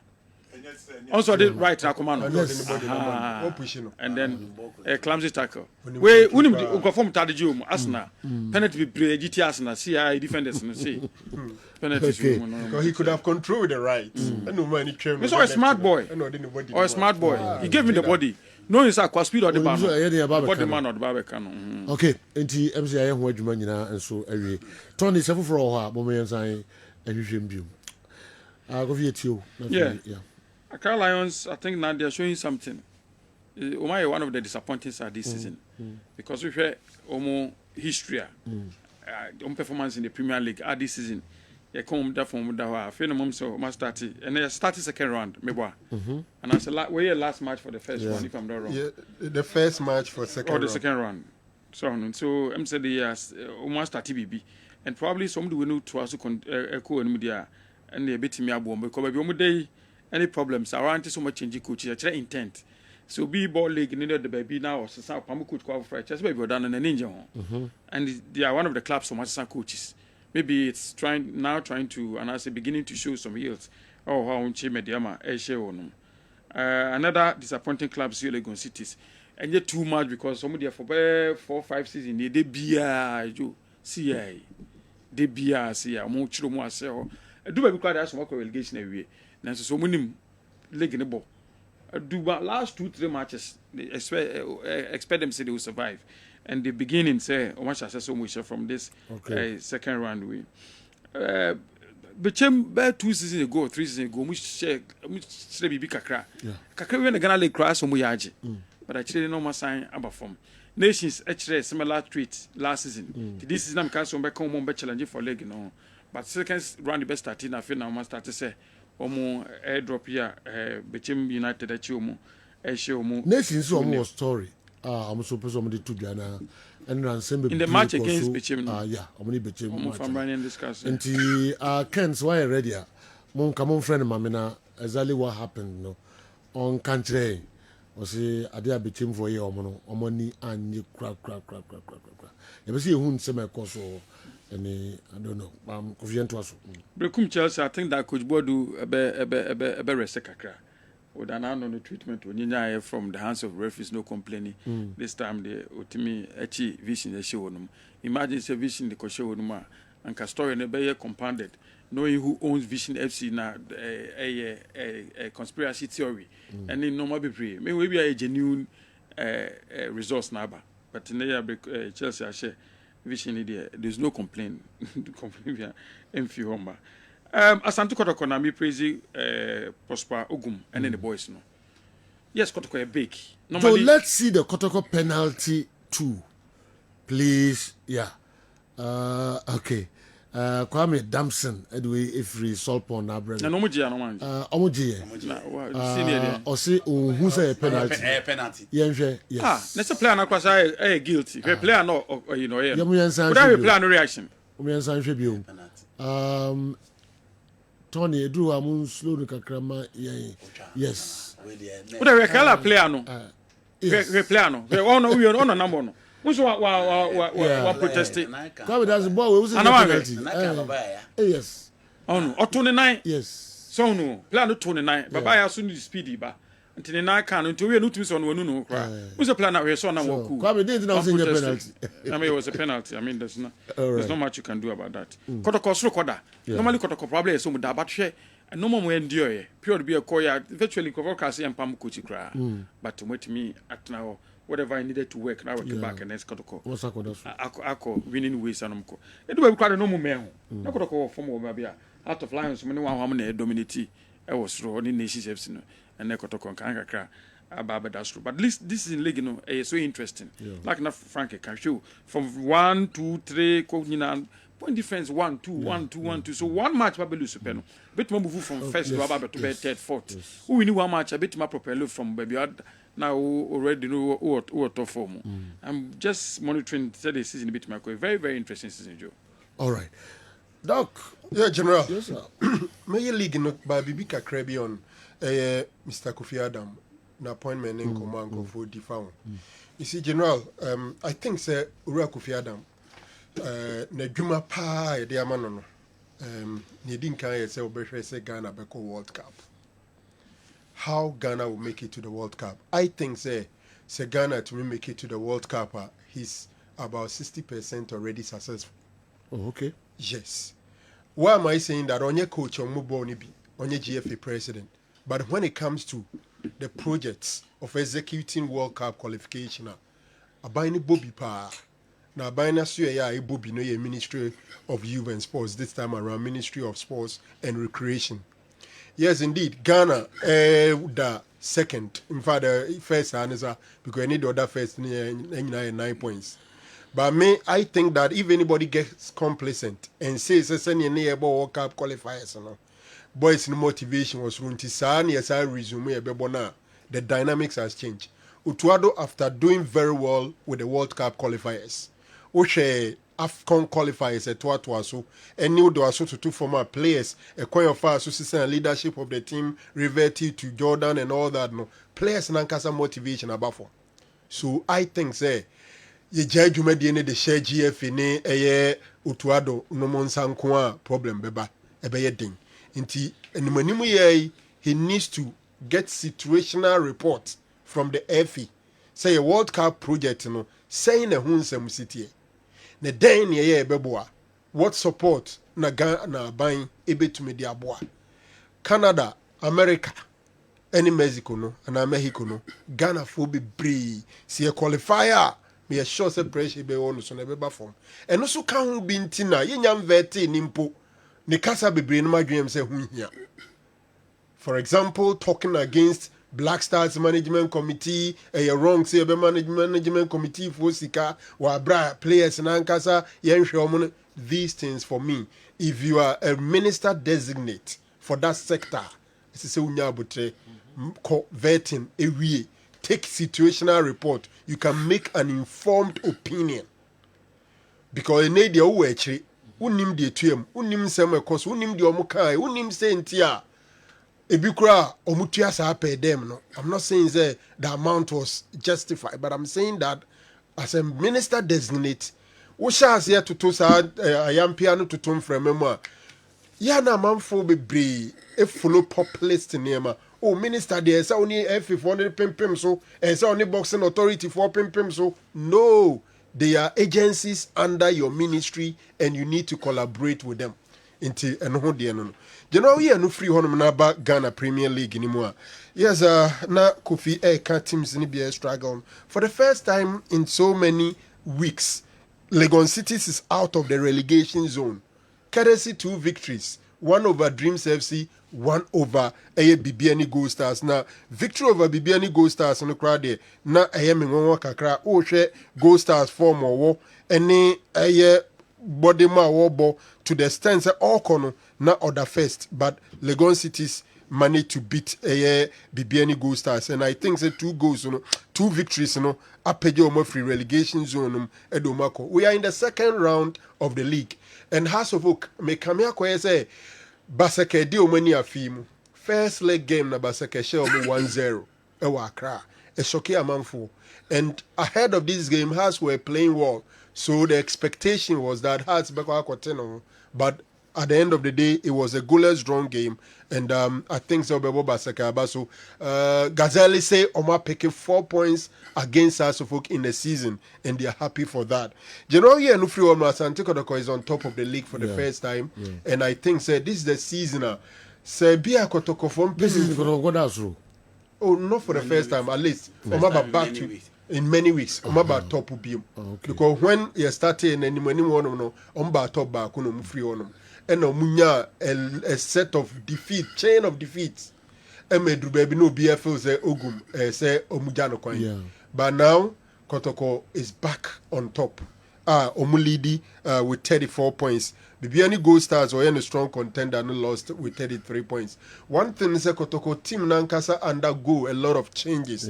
From almost started with 4 back with Justice Blay as one of the center backs, a change called the 3-back system, playing O'Neill, Justice Blay, and Ablo. This time around, blame. If you say blame movement to the midfield, no, and necessary Kotoko fortunes, even though other players started playing. But the moment Justice Blay was moved to the midfield, say Omo provided shield and former central defenders, no, Asisa Niema Bebre. Yes, Utie Kotoko fans, they were not happy, say 1 goal pe through penalty, no man, ade. Sometimes clubs will move bugi side. Now ya hun checking the histories and you realize it is so difficult for Kotoko to beat Karela at the Baba Yara Sports Stadium. Me check here, I'm saying it's occurred once, be 2-1 be. Omu games in now Baba Yara no Kotoko to me check Karela. I think at the last 3 or so, they've not been able to beat Karela at Babayara. Karela na ball on boy and san on boy anti come to they played so well and so committed. So serious. And our coach in Assistant Yomana no presence in our critic. I just had Naba Karela. Say no more on the South Kobe Bia and playing against Kumasi Santiago Tokono. It comes with its own motivation. Yes. It comes with its own motivation. But they played so well yesterday. Yes. Even on my first leg game against Kotoko, easy, sir. That 1-goal victory, Kotoko, it was extremely competitive. And Kotoko winning that game. Kotoko I had double over Karela this season. And I think say Obebo Mabaso nations and no bottle in terms of because Omoya one of the teams that some of us feel say they should be able to compete and compete well. But Oshe a victory acquire Bechem United don't fast so 2-0 there. They emphatic. And their coach is coming from Bechem and Obai, but 2-0. Still I may train Ken the videos near there. You know, young apostles are happy because almost last 3 games, they've not lost a game, 2 wins, 1 draw, and I think it's good for the apostles guys. So as a man, young apostles, game. Yeah, it's also a game of its own. Yes, a very, very competitive. The Bruno Derby. Yes, say young apostles now, Kasa Sunyani no more. Yeah, and from Sunyani to Insiatre, Obianim say less than 10 minutes drive. Enti omoye a home game asem kra no mupeja omudom ko wenchi enti owura dom famo ne apostles or the same so atre no munimo enti e derby kese and it was extremely competitive enti nyawa say young apostles for nya 1-0 victory no omani ageminim min check the pressure in Suatreman as I say they my preko because even as last week not pressure not shall say let's see how omonso ebeye one team general omo embema mohumre so kakra second round here Mediema say no I talk a lot about Mediema because I expected a lot from Mediema omo game no I think Friday and Accra Lions show 1-0 Accra Lions in form Mr. Dote, I hear a lot for Mediema, but Nansen and Shadan Koyi, Omo results now Munyano and Koyi, and the information I'm gathering is their next coach is basically ready, and it looks like Ibrahim Tanko is going to take over Mediema. Oh, okay. As their next coach. You know, Tanko, a party way with Accra Lions, and Komudia Medidi, say, Omone Tanko, okay. He could be their next coach. Probably and then next game be the next one. I see. The Mr. Dutebe go back to the technical director position general. I see do I Di Maria manager Tetima no say yen hwe kotoko penalty no na yen hwe hat of folks there no. Aso who similarities bi wo. Has there na ya anye no. Any kotoko there bi ni ma. Also mean compare the me no ma no. I see a show ni me no. What does he Fabreme dey na hu ya ade kura na enye je ba ko ne anye ba ko ana because ya ka has any me na penalty. Yes. See ya ka say ni me na penalty say dog kan. And ya ka say Accra Lions so dey you dey no. Basake for so the referee no ignore 2 penalties in that game. Yeah. Balance equation. Balance no. Kumasi Santiago has firmly established itself as the front runner of the Ghana Premier League, solidifying its position as at the top of the table and emerging as a strong favorite to claim the title. Earlier this season, Inti Menu faced significant criticisms, but the coaching team's unwavering faith in him, combined with his dedication and hard work, culminated in one of his finest performances yesterday. Let us continue to rally behind the team as they strive for success. With the right support, a double triumph this season is within reach. Ohineba Kwachi, Cologne, Germany, and anyway, I'm praying. But you know, watching Kotoko, they should prepare somebody in the absence of Justice Blay. Blay, I think, and we know Blay, the age and inexperience, and even injury record, and saying the Nyamia in a dompa was stay fit. But throughout the season, it is possible. And I'm saying that Kotoko should start preparing. Say what happens? Okay. I think they are not preparing any of the guys in that position. Yes, they are not preparing them for it. Okay. You know, as a player, on onye minutes bia na brain. I feel na a problem. Until they have to work around that. All right. Very important. But this is when your contract extension, right? Blay. Yeah, I'm on a contract extension. I don't know if he has signed. Yeah. Okay. All right. Young fire in international kakra mema and came and so away. And na enyasem kitu akra Kessben Media any Balm of Gilead. I kabom ekotai eye Asante Newtown. Inter-community gala. Yes. And the general final game yenya so ni Alaba. Wow. What a match. What a match. What a game. What an atmosphere. Yes. And now for me, Bisam who say, Kotoko bon match over Bayara. Yeah. In a nipa abe funkam. Who say, a fabinya baby now. Na idea any drew a bina for a kakra. Yeah. Nina is a gala about 52 teams and a getting involved into and run a final match no yeding. A bus. Na a Alaba. Any yenya also ahead of the game, and no be any say Alaba is the favorite to win because competition on mobile boni pa and almost support on easy. So on mobile obi amfaka nanti from Alaba no maba. Until people were even scared say, can we complete the game? And I bet me real game na.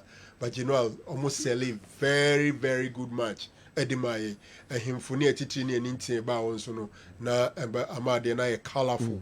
And BOG Vinegar was fully represented. By and near bucketing reason because Kessben Media and BOG Clinic Ekabo mu one team. Any organizers and only coaches no and so EDC that game ended 2-2 and our modi penalties a share a Kessben Media and BOG. Yeah, sure no. Oh, some in my brief me guys doctor. Chance now Messi almost we are no show. Yeah. There's a car videos no. Na born I'm say yawning death. When you get razor. Tony Montana. Yes. General na very the winner no in a box of a BOG vinegar and no giant trophy and so come and no gold medal and which 15,000 cedis a year 15,000 Ghana cedis cash and so eka what the momo you this second no and so in silver medals a box of BOG a year vinegar and from 7,500 Ghana cedis and third and fourth ninya 4,000 cedis and a fourth ninya 1,500 and at the end of the day and paying for MMA medals and this BOG clinic more effort medium kano to just say they were so much impressed and my senior no pay doctor sees Sudiano as I can say almost any more cross next edition no a better crab na better as in say chire omo my in video na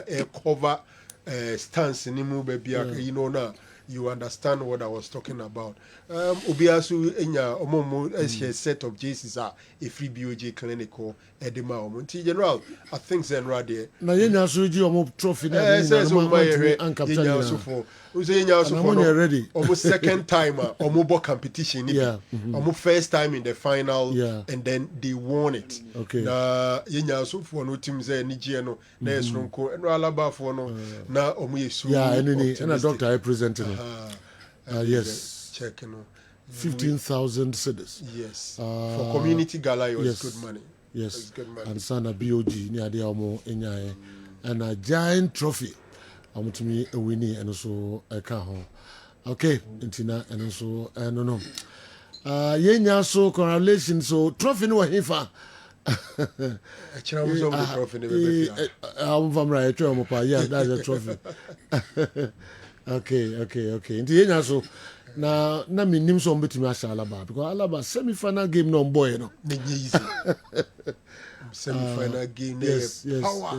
And them say ehunhura obi police commander yes a game ni free last week in Famra this week because ne nipa ebegu na ade was ro yam obi bia so abaso Ricardo ne Osemu ne Odenke medical team no Nana Joa Poma all the medical team guys they've really done side attraction among for nya enso no obi pura no okọ pitch ni so Orania no mo body so Joa fit very fit into goals no ne penalties na ekọ eni nyina no mo ntumi capture I mean we capture ni nyina but bia mo free and ekọ china mo men show away penalties no okay nti yenya so na abo first penalty kick no ato no the referee yenko na baso the referee was so reasonable onso mo no gala no center no ko nti ono na e bibia control bibia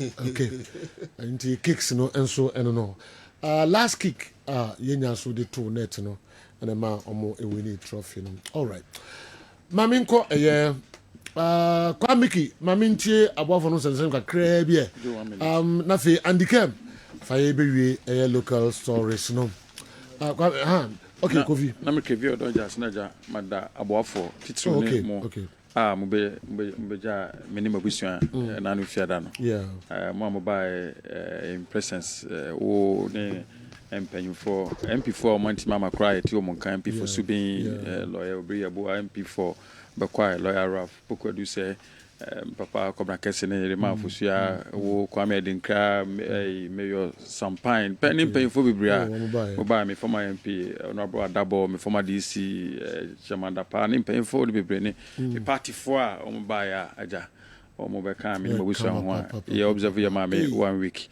boli na me ya duma we ahema for ne we farmer ahema isuta ahema ene pukwase ahema ne ahemfo enimfo ko mu hene ne wa mu na ti ho no enti ya dabu yedo mu nyina ase yedo bi ase ye ne fit April 5th na weekend I'm so tired ye be prepare ya bani ye papa na me nyini so be ye ne baby away in 1 week no be ne baby am yeah be o park no because yes me pese de ko park we have voted to it some fine all right entina no do bia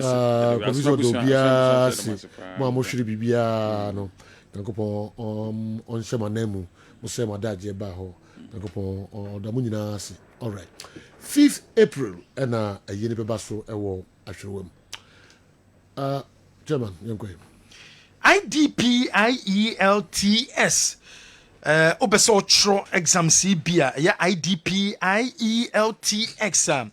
omo launch and as a Jumedie no koso our crown 28 Kumasi any Accra 28 and a Jumedie no bebaso Accra 28 Kumasi 29th into a student nurse doctor and as a professional be a Jumebia we bia and now person to kwa manone e was say manone na o person to kwa kusua de no also kuta and as ukuta IELTS one certificate ni bi enu nti ma opportunity no said the bill betimi aba be chro exam si na wo so wetima pass na wo so opportunity na ba ma otu kwan a wantimi ankonya problem bia wo ho enu nti 28 Accra 29th Kumasi upemu nchemu bia number ne 0537 210172 0537 210172 obetima fraya wa number we so HG More present Night of Love enyumna ye kwakodi do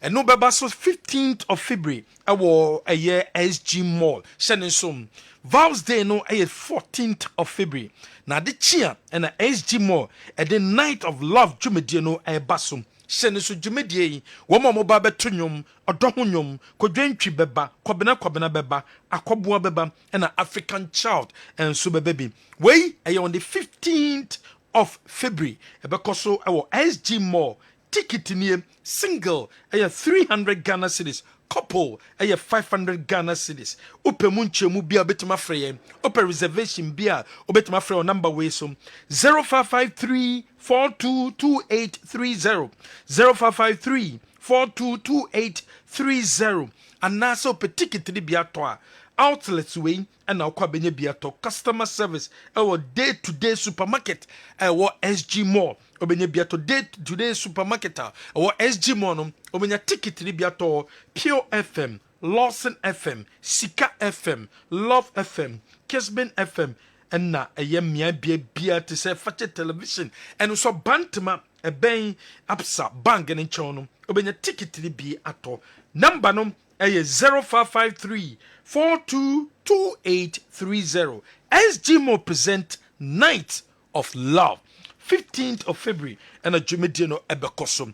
Fix My Ride Company Limited. Womi ya Jumeko wamaba. Wo bia okana wo usino. Kano asay. Kana kon eye situation bimwa. Also timi repair kano. Anunti wusikasem enkoye. Anunti na also do wenicha Fix My Ride Company Limited. Na womo eboa na oka no mutimi fixe edemam wo me fixe oka ne ye edema dia de hiansa be kwakwo hwo me kira kwan wo bu adwuma wo ye ntiru ntimi mpie enko baabi untimi enko se ko fixe oka no ye ba be faka ne akọ fixe de ma oka ne Toyota, Nissan, anase BMW, VW, Hyundai, Kia, Mercedes-Benz, Range Rover, Chevrolet, Ford anase truck ka bia wo yusu bia no yen ye betama ba ba dika no kom ne afixe e de amount your number is 0540 556020 0540 556020 Ejaba jewelry ejaba Pempere 2nd Street Edum ejaba Ashton traffic light no asim ejaba some fun to when ni no pay say wedding ring engagement ring promise ring chain bi na pa tu kom opade bi de atonsa kohwehwe jaba jewelry ne kira kwan ye wo 18 karat gold yellow anase ope white gold ejaba wo Pempere 2nd Street Edum Ashton traffic light na say your number is 0277 104488 0277 104488 offer number we so ye bejo so Tonchi herbal capsules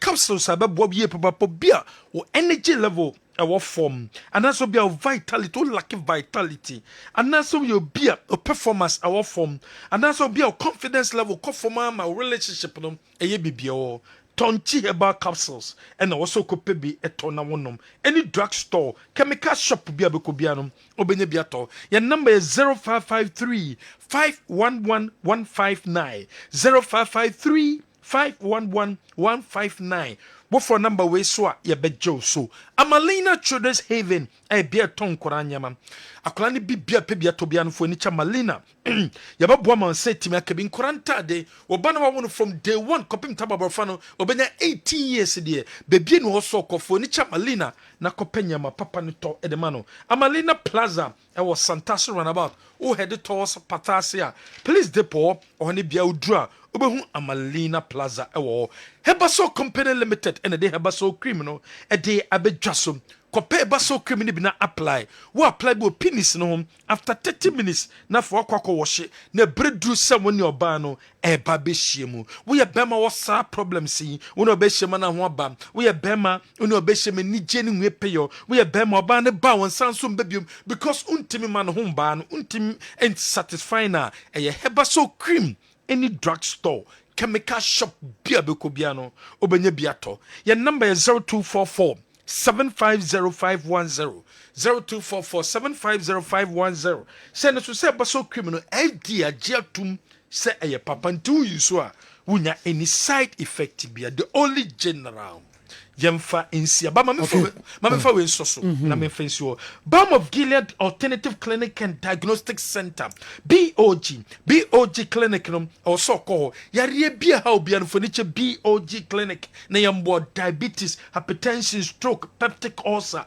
or arthritis and also asthma obi yare ha obi an foniche BOG clinic na yensaw yare yawa the cabin empty office no chirope ye dey jo hotel next in the dinhwe ni mu yawa West Legon ye bay agenigano ana yawa West Legon ye ne West Legon pharmacy in the dinhwe ni mu wo do ni chetakra ni so yawa anaji ye ben choice mart your number is 0240 512-171, 0240-512-171, 0539-863-838. Yansu ne di BOG vinegar no eti abedwa so. BOG vinegar no enye duro wo de ehwie big fagu nsuom na nom na bo hu changes ababa ni pedue no mo. Obedum aseda house ba ko na mienu na pato na wakọ akonom. Opedudo to akoton so a edum aseda house pe na bounce ebekebe.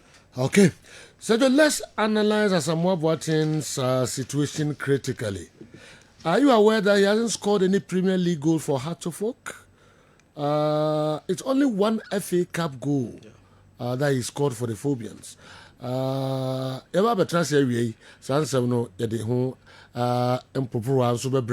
I want to know if the authorities in charge of ticketing of Kumasi Asante Kotoko home matches are really serious. Yesterday, about 15 minutes to 3 p.m., there was shortage of tickets at the Asokwa gate, allowing most of the supporters to enter the stadium free.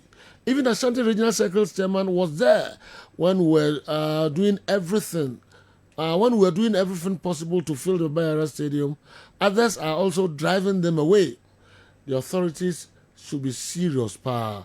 Michael Jemfid we frequenting Krono Nebre. Yes, it became any Legon. Sorry, omoni nations. Never because of pitching so Yanshe. Okay. Became United any Legon. Sorry, Mr. Legon. Nations FC. And then of course we pitching so omo duadua nneoma or post pneumonia dia. I ready a. Nka mama me hwe. We any pictures are and videos are mean nations for no bechem for complaints on the general as a coach oba no ntimi hye bechem for no oba won hye bechem on show me dan two teams a match be them so be a capture from the stand and then e koso mo me hu Tony, what's going on? Okay, Andy yeah we they are too bad. Time no, yeah. The Enkasane, okay. The Koso between. Because I found now, okay, say, or you're disappointed in them. No more finding the team to a stadium or cohesive no do Michael or say. So deciding to be show 3 months, I'll be disappointed. Okay. And find two teams or cohesive no do Michael or say. And you find say we money or honor. Okay. So, Kono 3 points now, Fakofi. Don't expect so much. I'm going to go post to them now, more do you. Now these things are okay. We punish you. Don't do me long before say what and I need must say one of papa. And the NTA. NT. So yes, sir, you know you'll be disappointed. Nadidi Cassette Bassa board draw against Las Palmas and on board draw. Bassa fans that's Bassa board draw with Las Palmas. They criticize them. So Sekotoko struggle against a team.